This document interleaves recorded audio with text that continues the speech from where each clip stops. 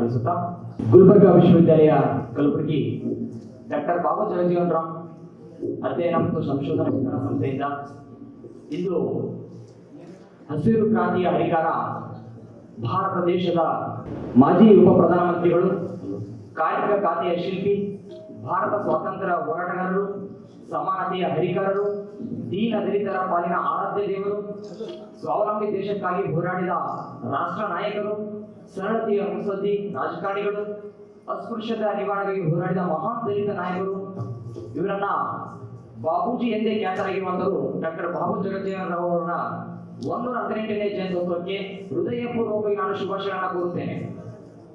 ಈ ಒಂದು ಕಾರ್ಯಕ್ರಮಕ್ಕೆ ಆಗಮಿಸಿರುವಂತಹ ಗುಲ್ಬರ್ಗಾ ವಿಶ್ವವಿದ್ಯಾಲಯದ ಗೌರವಾನ್ವಿತ ಕುಲಪತಿಗಳಾಗಿರುವಂತಹ ಪ್ರೊಫೆಸರ್ ಗುರು ಶ್ರೀನಿವಾಸ್ ಅವರು, ಹಾಗೆ ಮುಖ್ಯ ಅತಿಥಿಗಳಾಗಿ ಆಗಮಿಸಿರ್ತಕ್ಕಂತಹ ವಟಗೆರೆ ನಾಗರಾಜ ಸರ್ ಅವರು ಮತ್ತು ಮುಖ್ಯ ಅತಿಥಿಗಳಾಗಿ ಆಗಮಿಸಿರ್ತಕ್ಕಂತಹ Sridevi S Kattimani madam, Sulochana madam, Kannur sir, Jayambika madam, Devidas sir, Ramesh Rannakar sir, ತಮ್ಮೆಲ್ಲರಿಗೂ ಕೂಡ ಹೃದಯಪೂರ್ವಕವಾಗಿ ನಾನು ವೇದಿಕೆಗೆ ಆಹ್ವಾನಿಸುತ್ತೇನೆ. ತಮ್ಮೆಲ್ಲರ ಜೋರಾದ ಚಪ್ಪಳೆ ಮುಖಾಂತರ ನಾಡಗೀತೆ ಸಾಮೂಹಿಕವಾಗಿ ವಿಶ್ವವಿದ್ಯಾಲಯ ಸಂಗೀತ ವಿಭಾಗದ ಅಧ್ಯಾಪಕರಿಂದ ಮೊದಲನೇದಾಗಿ ನಾಡಗೀತೆ ಕಾರ್ಯಕ್ರಮ.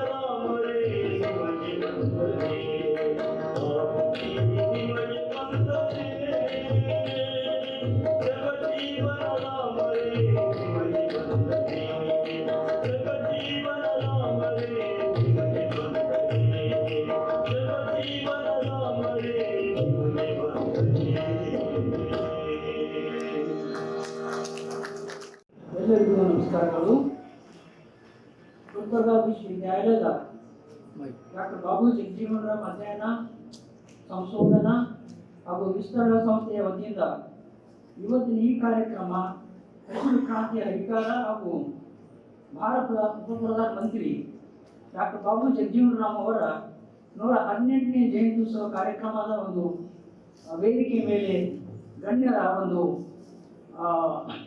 ಆಗಮನ, ಅವರ ಒಂದು ಸ್ವಾಗತ ಕೋರುವಿಕೆಗೆ ನಾನು ಇವತ್ತು ಬಹಳ ಖುಷಿ ಪಡ್ತಾ ಇದ್ದೀನಿ. ಪ್ರಪ್ರಥಮವಾಗಿ ವೇದಿಕೆ ಮೇಲೆ ಉಪಸ್ಥಿತರಿರುವಂಥ ಪ್ರೊಫೆಸರ್ ಗುರು ಶ್ರೀರಾಮುಲು ಸರ್ ಅವರು, ಮಾನ್ಯ ಕುಲಪತಿಗಳು, ಇವರಿಗೆ ಈ ಕಾರ್ಯಕ್ರಮದ ಪರವಾಗಿ ಅನಂತ ಹೃತ್ಪೂರ್ವಕವಾದಂತಹ ಸ್ವಾಗತವನ್ನು ಕೋರುತ್ತೇನೆ. ಕಾರ್ಯಕ್ರಮದ ಮುಖ್ಯ ಅತಿಥಿಗಳಾಗಿ ಹಾಗೂ ಇಂದಿನ ನಮ್ಮೆಲ್ಲರಿಗೆ ಅಡ್ರೆಸ್ ಮಾಡುವುದಕ್ಕೆ ಆಗಮಿಸಿರುವಂಥ ತುಮಕೂರಿನ ಕವಿಗಳು, ಸಂಶೋಧಕರು ಹಾಗೂ ಸಾಮಾಜಿಕ ಕಾರ್ಯಕರ್ತರಾದಂಥ ಡಾಕ್ಟರ್ ಒಡ್ಡಗೆರೆ ನಾಗರಾಜ್ ಸರ್ ಅವರಿಗೂ ಕೂಡ ಕಾರ್ಯಕ್ರಮದ ವತಿಯಿಂದ ಅವರಿಗೆ ಸ್ವಾಗತವನ್ನು ಕೋರುತ್ತೇನೆ. ಈ ಕಾರ್ಯಕ್ರಮದ ಮತ್ತೋರ್ವ ಅತಿಥಿಗಳಾಗಿ ನಮ್ಮವರೇ ಆದಂತಹ ಮಾನ್ಯ ಸಿಂಡಿಕೇಟ್ ಸದಸ್ಯರು ಡಾಕ್ಟರ್ ಶ್ರೀದೇವಿ ಕಟ್ಟಿಮನಿ ಮೇಡಮ್ ಅವರಿಗೆ ಈ ಕಾರ್ಯಕ್ರಮಕ್ಕೆ ಹೃತ್ಪೂರ್ವಕವಾದಂತಹ ಸ್ವಾಗತವನ್ನು ಕೋರುತ್ತೇನೆ. ಕಾರ್ಯಕ್ರಮದ ಮತ್ತೋರ್ವ ಅತಿಥಿಗಳಾಗಿ ಪಾಲ್ಗೊಳ್ಳುತ್ತಿರುವಂಥ ಪ್ರೊಫೆಸರ್ ಸಿ ಸುಲೋಚನ ಮೇಡಮ್ ಅವರು, ಮಾನ್ಯ ವಿದ್ಯಾಭ್ಯಾಸ ಪರಿಷತ್ ಸದಸ್ಯರು, ಇವರು ಕೂಡ ಈ ಕಾರ್ಯಕ್ರಮಕ್ಕೆ ಅತ್ಯಂತ ಹೃದಯಪೂರ್ವಕವಾದ ಸ್ವಾಗತವನ್ನು ಕೋರುತ್ತೇನೆ. ಕಾರ್ಯಕ್ರಮದಲ್ಲಿ ಉಪಸ್ಥಿತರಿರುವಂಥ ನಮ್ಮ ನೆಚ್ಚಿನ ಕುಲಸಚಿವರಾದ ಪ್ರೊಫೆಸರ್ ರಮೇಶ್ ನಂಡನ್ಕರ್ ಸರ್ ಅವರಿಗೂ ಈ ಕಾರ್ಯಕ್ರಮದ ಅಂಗವಾಗಿ ಅವರಿಗೆ ಸ್ವಾಗತವನ್ನು ಕೋರುತ್ತೇನೆ. ಕಾರ್ಯಕ್ರಮದಲ್ಲಿ ಕುಲಸಚಿವರು ಮಾಲಮಕ್ಕನ ಗುಲ್ಬರ್ಗ ವಿಶ್ವವಿದ್ಯಾಲಯದವರು ಕೂಡ ಪಾಲ್ಗೊಳ್ಳುತ್ತಿರುವುದರಿಂದ ಅವರಿಗೂ ಕೂಡ ಈ ಕಾರ್ಯಕ್ರಮ ನಿಮಿತ್ತ ಅವರಿಗೆ ಸ್ವಾಗತವನ್ನು ಕೋರುತ್ತೇನೆ. ಕಾರ್ಯಕ್ರಮದಲ್ಲಿ ವಿವಿಧ ಸಿಂಡಿಕೇಟ್ ಸದಸ್ಯರು, ವಿವಿಧ ವಿದ್ಯಾಭ್ಯಾಸ ಪರಿಷತ್ ಸದಸ್ಯರು ಹಾಗೂ ವಿವಿಧ ನಿಕಾಯಗಳ ಡೀನ್ಗಳು, ವಿವಿಧ ಅಧ್ಯಯನಗಳ ಅಧ್ಯಕ್ಷರು, ಬೋಧಕೇತರ ಸಿಬ್ಬಂದಿ ವರ್ಗದವರು, ಸಂಶೋಧಕರು ಹಾಗೂ ವಿದ್ಯಾರ್ಥಿ ಮಿತ್ರರು ಹಾಗೂ ಮಾಧ್ಯಮ ಮಿತ್ರರಿಗೂ ಎಲ್ಲರಿಗೂ ಸ್ವಾಗತವನ್ನು ಕೋರುತ್ತಾ ನನ್ನ ಸ್ವಾಗತ ಮಾತುಗಳನ್ನು ಮುಗಿಸುತ್ತಾ ಈ ಕಾರ್ಯಕ್ರಮದ ಕುರಿತಾಗಿ ಮತ್ತು ಅಧ್ಯಯನ ಸಂಸ್ಥೆಯ ಪರವಾಗಿ ಕುರಿತಾಗಿ ಕೆಲವೊಂದು ಪ್ರಾಸ್ತಾವಿಕವಾದಂತಹ ನುಡಿಗಳನ್ನು ನಾನು ಆಡಲೇಬೇಕಾಗುತ್ತದೆ. ಸಂದರ್ಭ ಅನುಗುಣವಾಗಿ ಈ ಒಂದು ಸಂಸ್ಥೆ ಡಾಕ್ಟರ್ ಬಾಬು ಜಗಜೀವನ್ ರಾಮ್ ಅಧ್ಯಯನ ಹಾಗೂ ಸಂಶೋಧನಾ ಸಂಸ್ಥೆಯು ಬಹಳ ದಿನಗಳಿಂದ ಸ್ಥಾಪನೆ ಮಾಡಬೇಕಂತೇಳಿ ವಿಚಾರವು ವಿಶ್ವವಿದ್ಯಾಲಯದಲ್ಲಿ ಚರ್ಚೆಗೆ ಬಂದಿತ್ತು. 2011ರಲ್ಲಿ ಅವತ್ತಿನ ಕುಲಪತಿಗಳಾದ ಮಾನ್ಯ ಶ್ರೀ ವಿ ಟಿ ಪುಟ್ಟೇಶ್ ಅವರು ಇಂಥದೇ ಒಂದು ಸಂದರ್ಭದಲ್ಲಿ ಅವತ್ತು ಈ ಒಂದು ಸಭೆಗೆ ಅಡ್ರೆಸ್ ಮಾಡುವಾಗ ಇಲ್ಲಿ ಬಾಬು ಜಗಜೀವನ್ ರಾಮ್ ಅವರ ಚೇರನ್ನು ಸ್ಥಾಪನೆ ಮಾಡೋದಕ್ಕೆ ನಾನೆಲ್ಲ ಪ್ರಯತ್ನ ಮಾಡ್ತೀನಿ ಅಂತೇಳಿ ಅವತ್ತು ಘೋಷಣೆ ಮಾಡಿದರು. ಆದರೆ 2011, 12, 13ರಲ್ಲಿ ಅದು ಕಾರ್ಯಗತವಾಗಲಿಲ್ಲ. ಆಮೇಲೆ 2016ರಲ್ಲಿ ಅಂದಿನ ರಾಜ್ಯ ಸರ್ಕಾರದ ಸಮಾಜ ಕಲ್ಯಾಣ ಸಚಿವರಾದ ಮಾನ್ಯ ಶ್ರೀ ಎಚ್ ಆಂಜನೇಯ ಸಾಹೇಬರು ಕಲ್ಯಾಣ ಸಚಿವರಾಗಿರುವುದರಿಂದ ಕರ್ನಾಟಕದ 7-8 ವಿಶ್ವವಿದ್ಯಾಲಯಗಳಲ್ಲಿ ಬಾಬು ಜಗಜೀವನ್ ರಾಮ್ ಅವರ ಚೇರನ್ನು ಸ್ಥಾಪನೆ ಮಾಡಬೇಕಂತೇಳಿ ಸರ್ಕಾರದಿಂದ ಆದೇಶ ಹೊರಡಿಸಿ 8 ವಿಶ್ವವಿದ್ಯಾಲಯಗಳಲ್ಲಿ ಏಕಕಾಲಕ್ಕೆ 8 ಅಧ್ಯಯನ ಪೀಠಗಳನ್ನು ಸ್ಥಾಪನೆ ಮಾಡೋದಕ್ಕೆ ಅವರು ನಮಗೆ ಬಹಳ ಉಪಕಾರ ಮಾಡಿದರು. ಅದರ ಅಂಗವಾಗಿ ಗುಲ್ಬರ್ಗ ವಿಶ್ವವಿದ್ಯಾಲಯದಲ್ಲಿ ಕೂಡ 2016-17ರಲ್ಲಿ ಈ ಒಂದು ಪೀಠವನ್ನು ಸ್ಥಾಪನೆ ಮಾಡಲಾಯಿತು. ಅಂದಿನಿಂದ ಇಲ್ಲಿವರೆಗೆ ತನ್ನದೇ ಆದಂತಹ ಕೆಲ ಕಾರ್ಯಚಟುವಟಿಕೆಗಳನ್ನು ಮಾಡ್ತಾ ಬಂದಿದ್ದು, ಪ್ರಪ್ರಥಮವಾಗಿ ನಾನೇ ಕೂಡ ಈ ಒಂದು ಅಧ್ಯಯನ ಪೀಠದ ಸಂಚಾಲಕನಾಗಿ ಅಧಿಕಾರ ವಹಿಸಿಕೊಂಡು ಕೆಲವೊಂದು ಮಹತ್ತರವಾದ ಮತ್ತು ಕೆಲವೊಂದು ಪ್ರೊಸೀಜರ್ ಫಾರ್ಮಾಲಿಟೀಸ್ ಫುಲ್ಫಿಲ್ ಮಾಡಬೇಕಾಗಿತ್ತು ಸರ್ಕಾರದ ಒಂದು ನಿಯಮಗಳ ಪ್ರಕಾರ. ಅದೆಲ್ಲ ಮಾಡಿ ಆದಮೇಲೆ ಕೆಲವೊಂದು ಆಕ್ಟಿವಿಟಿಗಳು ಆ ಕಾಲದಲ್ಲಿ ಮಾಡಿದ್ದೀವಿ. ಆಮೇಲೆ ಪ್ರೊಫೆಸರ್ ಲಿಂಗಪ್ಪ ಸರ್ ಅವರು ವಹಿಸ್ಕೊಂಡಿದ್ರು, ಆಮೇಲೆ ಪ್ರೊಫೆಸರ್ ವಿಜಯಕುಮಾರ್ ಸರ್ ವಹಿಸ್ಕೊಂಡ್ರು. ಈಗ ಮತ್ತೆ ನನಗೆ ಇದನ್ನು ವಹಿಸ್ಕೊಟ್ಟಿದ್ದಾರೆ. ಇದನ್ನು ಕಾರ್ಯಗತಗೊಳಿಸಬೇಕು. ಈ ಪೀಠವು ಸರಿಯಾದ ದಿಕ್ಕಿನಲ್ಲಿ ಚಾಲನೆ ದೊರಕಬೇಕು. ಅದು ದಿನನಿತ್ಯದ ಆಕ್ಟಿವಿಟಿಗಳು ಮಾಡಬೇಕಾದ್ರೆ ನಮಗೆ ಬಹಳಷ್ಟು ಸಹಾಯ ಸಹಕಾರ ಬೇಕಾಗ್ತದೆ. ಪ್ರಾಧಿಕಾರಿಗಳು, ಅಧಿಕಾರಿಗಳು ಮನಸ್ಸು ಮಾಡೋದಾದರೆ ಬಹಳಷ್ಟು ಕಾರ್ಯಕ್ರಮ ಹಮ್ಮಿಕೊಳ್ಳುವುದು ಅಗತ್ಯವಾಗಿರುತ್ತದೆ.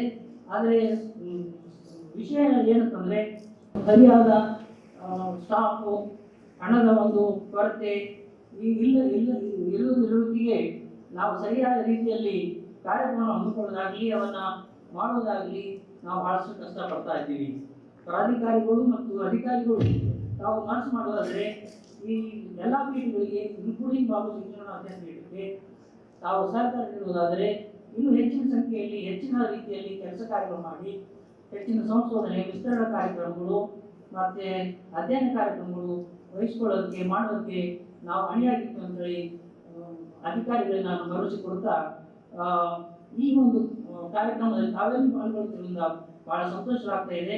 ತಮ್ಮೆಲ್ಲರಿಗೂ ಮತ್ತೊಮ್ಮೆ ಈ ಕಾರ್ಯಕ್ರಮವನ್ನು ಆಹ್ವಾನಿಸುತ್ತಾ ಸ್ವಾಗತಿಸುತ್ತಾ ನನ್ನೆರಡು ಮಾತು ಮುಗಿಸ್ತೇನೆ. ಧನ್ಯವಾದಗಳು. ಈಗ ಕಾರ್ಯಕ್ರಮದ ಮುಂದಿನ ಘಟ್ಟ ಡಾಕ್ಟರ್ ಬಾಬು ಜಗಜೀವನ್ ರಾಮ್ ಅವರ ಭಾವಚಿತ್ರಕ್ಕೆ ಪುಷ್ಪನಮನ.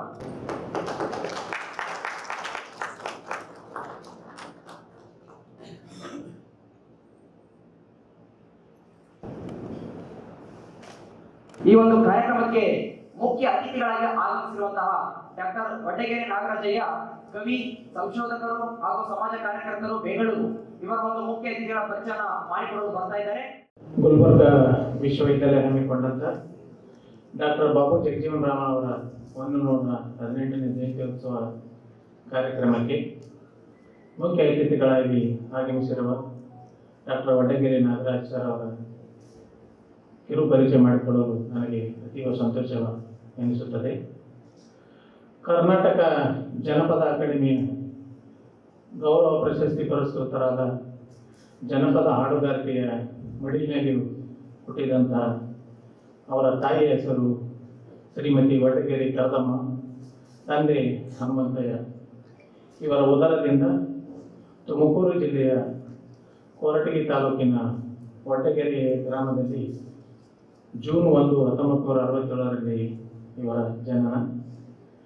ಮುಂದೆ ವಿದ್ಯಾಭ್ಯಾಸ ಅವರ ಸ್ವಂತೂರಾದ ವಡ್ಡಗೆರೆಯಲ್ಲಿ ಪ್ರಾಥಮಿಕ ಶಿಕ್ಷಣ ಮುಗಿಸಿ PUC ಮತ್ತು ಹೈಸ್ಕೂಲು ಶಿಕ್ಷಣವನ್ನು ಕೊಟಗೆರೆಯಲ್ಲಿ ಮುಗಿಸಿ ನಂತರ ತಮ್ಮ ಐಚ್ಛಿಕ ಇಂಗ್ಲಿಷ್ ವಿಷಯದೊಂದಿಗೆ ಪದವಿಯನ್ನು ತುಮಕೂರಿನಲ್ಲಿ ಓದಿ ಮುಂದೆ ಬೆಂಗಳೂರು ವಿಶ್ವವಿದ್ಯಾಲಯದಲ್ಲಿ ಇಂಗ್ಲಿಷ್ ಸಾಹಿತ್ಯದಲ್ಲಿ MA ಪದವಿಯನ್ನು ಮುಗಿಸಿ ಮುಂದೆ ಅದೇ ವಿಶ್ವವಿದ್ಯಾಲಯದಲ್ಲಿ ಕರ್ನಾಟಕದ ಮಾತಂಗ ಪರಂಪರೆ ಎಂಬ ಒಂದು ಮಹಾಪ್ರಬಂಧವನ್ನು ಮಂಡಿಸುವ ಮೂಲಕ PhD ಪದವಿಯನ್ನು ಪಡೆದಿರುತ್ತಾರೆ. ಇವರು ಅನೇಕ ಪ್ರಮುಖ ಕೃತಿಗಳು ಆಸಾದಿ ಖಂಡಕಾವ್ಯ, ವಡ್ಡಗೆರೆ ನಾಗಮ್ಮ ಮಹಾಸತಿ ಕಾವ್ಯ, ಬುದ್ಧ ನಡೆಯುವ ವೈಚಾರಿಕ ಲೇಖನ, ಧಮ್ಮಯಾನ, ಸಮಾಜವಾದಿಗಳ ನೆನಪಿನ ಸಂಪುಟ, ಗೋಸಂಗಿ ಕವನ ಸಂಕಲನ, ವಿಮೋಚನಾ ಹೋರಾಟದ ಅಣತೆ ಪ್ರೊಫೆಸರ್ ಬಿ ಕೃಷ್ಣಪ್ಪ ಮುಂತಾದ ಇವರ ಪ್ರಮುಖ ಕವನಗಳಾಗಿದ್ದಾವೆ, ಲೇಖನಗಳಾಗಿದ್ದಾವೆ. ಸದರಿಯವರು ಬುದ್ಧ, ಬಸವ, ಅಂಬೇಡ್ಕರ್ ಅವರು ಮತ್ತು ಕುವೆಂಪುರವರ ತತ್ವ ಆದರ್ಶಗಳೊಂದಿಗೆ ಅನ್ವಯಿಸುತ್ತಾ ಅವರ ದಾರಿಯಲ್ಲಿ ನಡೆಯುತ್ತಿರುವುದು ನಮ್ಮ ನಿಮ್ಮೆಲ್ಲರಿಗೆ ಇದು ವಿಷಯ. ಶ್ರೀ ಪ್ರೊಫೆಸರ್ ಬಿ ಕೃಷ್ಣಪ್ಪನವರು ಕಟ್ಟಿದ ದಲಿತ ಸಂಘರ್ಷ ಸಮಿತಿಯಲ್ಲಿ ತಮ್ಮ ಎಳೆ ವಯಸ್ಸಿನಿಂದಲೂ ತಮ್ಮನ್ನು ತೊಡಗಿಸಿಕೊಂಡು ಸಮಾಜದ ಕಾರ್ಯಗಳನ್ನು, ಸಮಾಜದ ಸೇವೆಯನ್ನು ಮಾಡುತ್ತಿರುವವರು ಇಂದು ನಮ್ಮ ಎದುರಿಗಿದ್ದಾರೆ. ಅದು ನಿಮ್ಮೆಲ್ಲರ ಹೆಮ್ಮೆಯ ವಿಷಯ. ಸದರಿಯವರು ಕರ್ನಾಟಕ ರಾಜ್ಯ ಹಾಗೂ ಹೊರ ರಾಜ್ಯದ ಅನೇಕ ವಿಶ್ವವಿದ್ಯಾಲಯಗಳಲ್ಲಿ ಸಂಪನ್ಮೂಲ ವ್ಯಕ್ತಿಗಳಾಗಿ ಭಾಗವಹಿಸುತ್ತಿರುತ್ತಾರೆ. ಸದರಿಯವರು ಕವಿ, ಸಂಶೋಧಕರಾಗಿ, ಸಾಮಾಜಿಕ ಕಾರ್ಯಕರ್ತರಾಗಿ ಸೇವೆ ಸಲ್ಲಿಸುತ್ತಾ ಇಂಥ ಬಹುಮುಖ ವ್ಯಕ್ತಿತ್ವ ಹೊಂದಿರತಕ್ಕಂಥ ವಡ್ಡಗೆರೆ ನಾಗರಾಜ್ ಸರ್ ಅವರು ನಮ್ಮ ವಿಶ್ವವಿದ್ಯಾಲಯದ ಕರೆಗೆ ಹೋಗೊಟ್ಟು ಈ ಒಂದು ಕಾರ್ಯಕ್ರಮಕ್ಕೆ ಮುಖ್ಯ ಅತಿಥಿಗಳಾಗಿ ಭಾಗವಹಿಸಿದ್ದಕ್ಕೆ ಅವರಿಗೆ ಮತ್ತೊಮ್ಮೆ ವಿಶ್ವವಿದ್ಯಾಲಯದ ಪರವಾಗಿ ಸ್ವಾಗತವನ್ನು ಕೋರುತ್ತಾ ಈ ಕಿರು ಪರಿಚಯ ಮುಗಿಸುತ್ತೇನೆ. ನಮಸ್ಕಾರ.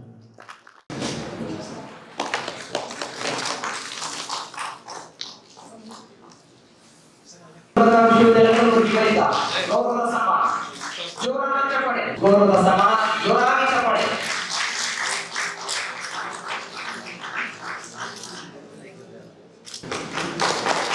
ಜೋರಾದ ಚಪ್ಪಾಳೆ.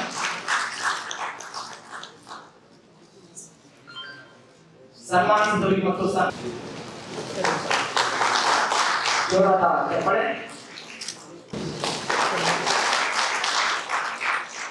ವಿಶ್ವವಿದ್ಯಾಲಯದ ಕುಲಪತಿಗಳು, ಆಡಳಿತ ವರ್ಗ, ಉಪನ್ಯಾಸಕರು, ವಿದ್ಯಾರ್ಥಿಗಳು ಎಲ್ಲರೂ ಸೇರಿ ಇವತ್ತು ಹಸಿರು ಕ್ರಾಂತಿಯ ಹರಿಕಾರ, ಸ್ವತಂತ್ರ ಭಾರತದ ಮಾಜಿ ಉಪ ಪ್ರಧಾನಿಗಳು ಹಾಗೂ ಸ್ವಾತಂತ್ರ್ಯ ಸಂಗ್ರಾಮದಲ್ಲಿ ಗಾಂಧೀಜಿಯ ಜೊತೆಗೆ ಪಾಲ್ಗೊಂಡು ಸ್ವಾತಂತ್ರ್ಯ ಹೋರಾಟವನ್ನು ಕೂಡ ನಡೆಸಿದಂತಹ ಡಾಕ್ಟರ್ ಬಾಬು ಜಗಜೀವನ್ ರಾಮ್ ಅವರ 118ನೇ ಜಯಂತಿ ವಿಶ್ವವಿದ್ಯಾಲಯದ ಗಾಂಧಿ ಸಭಾಂಗಣದಲ್ಲಿ ಹಮ್ಮಿಕೊಳ್ಳಲಾಗಿದೆ. ಎಲ್ಲರಿಗೂ ಡಾಕ್ಟರ್ ಬಾಬು ಜಗಜೀವನ್ ರಾಮ್ ಅವರ 118ನೇ ಜಯಂತಿಯ ಶುಭಾಶಯಗಳು. ಕಾರ್ಯಕ್ರಮದ ಅಧ್ಯಕ್ಷತೆ ವಹಿಸಿರ್ತಕ್ಕಂತಹ ಗೌರವಾನ್ವಿತ ಕುಲಪತಿಗಳಾದಂತಹ ಪ್ರೊಫೆಸರ್ ಗುರು ಶ್ರೀರಾಮುಲು ಸರ್ ಅವರೇ, ಮುಖ್ಯ ಅತಿಥಿಗಳಾಗಿ ಆಗಮಿಸಿರ್ತಕ್ಕಂತಹ ಸಿಂಡಿಕೇಟ್ ಸದಸ್ಯರಾದಂತಹ ಡಾಕ್ಟರ್ ಶ್ರೀದೇವಿ ಎಸ್ ಕಟ್ಟಿಮನಿ ಅವರೇ, ಹಾಗೂ ವಿಷಯಕ ಪರಿಷತ್ನ ಸದಸ್ಯರಾದಂತಹ ಡೀನರೂ ಆಗಿರ್ತಕ್ಕಂತಹ ವಿಜ್ಞಾನ ಮತ್ತು ತಂತ್ರಜ್ಞಾನ ನಿಕಾಯದಲ್ಲಿ ಪ್ರೊಫೆಸರ್ ಸುಲೋಚನಾ ಮೇಡಮ್ ಅವರೇ, ಗೌರವ ಉಪಸ್ಥಿತಿ ವಹಿಸಿರ್ತಕ್ಕಂತಹ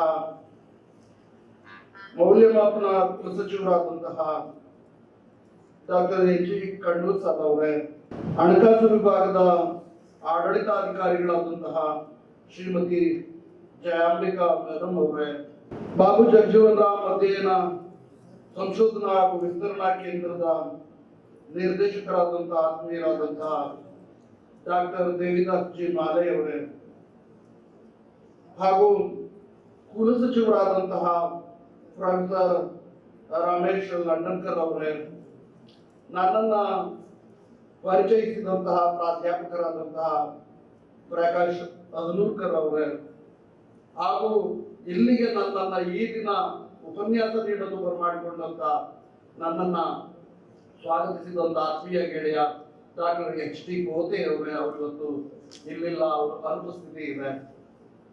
ಎಲ್ಲ ನಿಕಾಯಗಳ ಪ್ರಾಧ್ಯಾಪಕರೇ, ಬೋಧಕೇತರ ವರ್ಗದವರೇ, ಸಂಶೋಧನಾರ್ಥಿಗಳೇ ಹಾಗೂ ವಿದ್ಯಾರ್ಥಿನಿಯರೇ, ಮತ್ತೊಮ್ಮೆ ನಿಮಗೆಲ್ಲರಿಗೂ ಡಾಕ್ಟರ್ ಬಾಬು ಜಗಜೀವನ್ ರಾಮ್ ಅವರ 118ನೇ ಜಯಂತಿಯ ಶುಭಾಶಯಗಳನ್ನ ಹೇಳ್ತಾ ನಾನು ನನ್ನ ಮುಖ್ಯ ಮಾತುಗಳಿಗೆ ಪ್ರವೇಶ ತೆಗೆದುಕೊಳ್ತಿದ್ದೇನೆ. ಭಾರತದ ಬೌದ್ಧವಾದಿ ದಾರಿನಲ್ಲಿ ಬುದ್ಧ ಗುರುವಿನ ನಂತರ ಬುದ್ಧ ಗುರು ಒಬ್ಬ ವಾಚಿಕ ಬೌದ್ಧವಾದಿ ಚಿಂತಕ ಗುರು. ಆ ನಂತರದಲ್ಲಿ ಅಷ್ಟೇ ಭೌತಿಕ ಪರಾಕಾಷ್ಠೆಯಿಂದ ಜಾತಿಯ ಅಹಂಕಾರ, ಸಂಪತ್ತಿನ ಕೇಂದ್ರೀಕರಣ, ಲಿಂಗ ತಾರತಮ್ಯ, ಸಾಮಾಜಿಕ ಧಾರ್ಮಿಕ ಅಸಮಾನತೆ ಇವೆಲ್ಲವುಗಳ ವಿರುದ್ಧ ಬಹಳ ದೊಡ್ಡ ಹೋರಾಟವನ್ನ ಸಂಘಟಿಸಿದವರು ಅಂದ್ರೆ ಬಸವಣ್ಣನವರು. ಬಸವಣ್ಣನವರ ನೆಲ ಈ ಕಲ್ಯಾಣ ಕರ್ನಾಟಕ. ಬಸವಾದಿ ಪ್ರಮುಖರು 770 ಮಂದಿ ಅಮರಗಣಗಳು, ಲಕ್ಷದ ಮೇಲೆ 96,000 ವಚನಕಾರರು ಕರ್ನಾಟಕದ ಈ ದಕ್ಷಿಣದ ಉತ್ತರದ ಕಲ್ಯಾಣ ಕರ್ನಾಟಕದಲ್ಲಿ ನಡೆಸಿದಂತಹ ದೊಡ್ಡ ಆಂದೋಲನ ಭಾರತ ಅಷ್ಟೇ ಅಲ್ಲ, ಪ್ರಪಂಚದಲ್ಲೇ ಖ್ಯಾತಿ ಪಡೆದಿದೆ.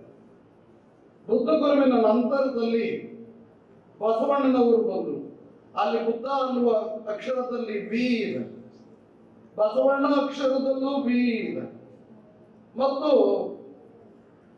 ರಾಷ್ಟ್ರೀಯತಾವಾದ ಏನಿದೆ, ನಮ್ಮ ಭಾರತದ ರಾಷ್ಟ್ರೀಯತೆಯನ್ನ ಕಟ್ಟಿಕೊಂಡು ಬ್ರಿಟಿಷರ ಭಾರತದ ವಿರುದ್ಧ ಹೋರಾಟ ಮಾಡ್ತಾ ನಮ್ಮ ಭಾರತ ದೇಶಕ್ಕೆ ಸ್ವಾತಂತ್ರ್ಯ ಬೇಕು, ಸ್ವರಾಜ್ಯ ಬೇಕು ಅಂತ ನಾವು ನಮ್ಮನ್ನೇ ಆಳಿಕೊಳ್ಳುವ, ನಮ್ಮನ್ನ ನಾವು ರಾಜಕೀಯ ಚುಕ್ಕಾಣಿ ಹಿಡಿದು ಒಂದು ಅಖಂಡವಾಗಿ ಭಾರತವನ್ನ ಮುನ್ನಡೆಸುವ ಬಹಳ ದೊಡ್ಡ ಹೋರಾಟವನ್ನ ಕೈಗೊಂಡವರು ಬಾಪೂಜಿ, ಅರ್ಥಾತ್ ಮೋಹನ್ ದಾಸ್ ಕರಮ್ಚಂದ್ ಗಾಂಧಿ. ಆ ಬಾಪೂಜಿ ಅನ್ನುವ ಅಕ್ಷರದಲ್ಲೂ ಬಿ ಇದೆ. Buddha B, Basavanna B, Bapuji B ಅಕ್ಷರ ಇದೆ. ಹಾಗೆಯೇ ನಾವು ಬಾಬು ಜಗಜೀವನ ರಾಮರನ್ನ ನಾವು ಬಾಬೂಜಿ ಅಂತ ಕರೀತೇವೆ. ಗಾಂಧಿ ತಾತನನ್ನ ಬಾಪೂಜಿ ಅಂತ ಕರೆದ್ರೆ, ಬಾಬು ಜಗಜೀವನ ರಾಮ್ ಅವರನ್ನ ನಾವು ಬಾಬೂಜಿ ಅಂತ ಕರೀತೇವೆ. ಹೀಗೆ ಬುದ್ಧ, ಬಸವಣ್ಣ, ಬಾಪೂಜಿ, ಬಾಬೂಜಿ, ಹಾಗೆಯೇ ಬಾಬಾ ಸಾಹೇಬ ಡಾಕ್ಟರ್ ಬಿ ಆರ್ ಅಂಬೇಡ್ಕರ್. ಅಲ್ಲಿಯೂ ಬಿ ಇದೆ, ಯಾಕಂದ್ರೆ ಅವರ ಹೆಸರು ಭೀಮರಾವ್ ರಾಮ್ಜಿ ಅಂಬೇಡ್ಕರ್. ಹೀಗೆ ಬಾ ಅಥವಾ ಬಿ ಅನ್ನುವ ಅಕ್ಷರ ಏನಿದೆ, ಆ ಅಕ್ಷರದವರೇನೆ ಭಾರತದ ಕೇಂದ್ರದಲ್ಲಿ, ಒಂದು ರಾಜಕೀಯ ಕೇಂದ್ರದಲ್ಲಿ, ಒಂದು ಧಾರ್ಮಿಕ ಕೇಂದ್ರದಲ್ಲಿ, ಒಂದು ಆಧ್ಯಾತ್ಮಿಕ ಕೇಂದ್ರದಲ್ಲಿ ಒಂದು ಪ್ರಜ್ಞಾ ಪ್ರವಾಹವನ್ನು ರೂಪಿಸಿದವರು. ಅಂದ್ರೆ ಬಿ ಅಕ್ಷರಗಳು ನೋಡಿ, ಬುದ್ಧ, ಬಸವಣ್ಣ, ಬಾಪೂಜಿ, ಭೀಮರಾವ್. ಅಂದ್ರೆ 5 ಬಿ ಆ ಭುಜಗಳು ನಮ್ಮ ಭಾರತ ದೇಶವನ್ನ ಮುನ್ನಡೆಸಿದ್ದಾರೆ. ಇದನ್ನ ನಾವು ನೆನಪು ಮಾಡ್ಕೊಳ್ಬೇಕು. ಹಾಗೆ ಹೇಳೋದಾದ್ರೆ ಬಾಬೂಜಿ ಏನಿದ್ದಾರೆ, ಬಾಬು ಜಗಜೀವನ್ ರಾಮ್ ಅವರು ಶೋಭಿರಾಮ್ ಮತ್ತು ವಾಸಂತಿ ದೇವಿ ಎಂಬ ದಂಪತಿಗಳ 7ನೇ ಮಗ. ಅಂಬೇಡ್ಕರ್ ಅವರಾದರೂ 14ನೆಯ ಕೊನೆ ಮಗ. ಬಾಬು ಜಗಜೀವನ್ ರಾವ್ 7ನೆಯ ಕೊನೆ ಮಗ. ಅಂದ್ರೆ ಅದಕ್ಕಿಂತಲೂ ಜಾಸ್ತಿ 14ನೇ ಮಗ ಅಂಬೇಡ್ಕರ್, ಕೊನೆ ಮಗ. 7ನೆಯ ಕೊನೆ ಮಗ ಬಾಬು ಜಗಜೀವನ್ ರಾಮ್. ಬಾಬು ಜಗಜೀವನ್ ರಾಮ್ ಅವರ ತಂದೆ ಶೋಭಿರಾಮ್ ಆಗ ಬ್ರಿಟಿಷ್ ಭಾರತದ ಸೇನೆಯಲ್ಲಿ ನೌಕರಿಯಲ್ಲಿದ್ದಂಥವ್ರು. ಹಾಗೆ ನಮ್ಮ ಸಂವಿಧಾನ ಶಿಲ್ಪಿ ಬಾಬಾ ಸಾಹೇಬ್ ಅಂಬೇಡ್ಕರ್ ಅವರ ತಂದೆ ರಾಮ್ಜಿ ಸಕ್ಪಾಲ್ ಕೂಡ ಬ್ರಿಟಿಷ್ ಭಾರತದಲ್ಲಿ ಸೇನೆಯಲ್ಲಿದ್ದಂಥವ್ರು. ಇಬ್ಬರು ಕೂಡ ಸೇನೆಯ ಶಿಸ್ತನ್ನ ಬಲ್ಲವರು. ಅಂಬೇಡ್ಕರ್ಗೂ ಕೂಡ ರಾಮ್ಜಿ ಸಕ್ಪಾಲ್ ಅವರ ತಂದೆ ಸೇನೆಯಲ್ಲಿದ್ರು. ಹಾಗೆ ಬಾಬು ಜಗಜೀವನ್ ರಾಮ್ ಅವರ ತಂದೆ ಕೂಡ ಶೋಭಿರಾಮ್ ಬ್ರಿಟಿಷ್ ಭಾರತದ ಸೇನೆಯಲ್ಲಿದ್ದರು. ಅಂದ್ರೆ ಸೇನೆಯಲ್ಲಿ ನೌಕರರಾಗಿ ದುಡಿದಂತ ಶಿಸ್ತುಬದ್ಧ, ಸಂಸ್ಕಾರಬದ್ಧ ಕುಟುಂಬದ ಮಕ್ಕಳಿವರು.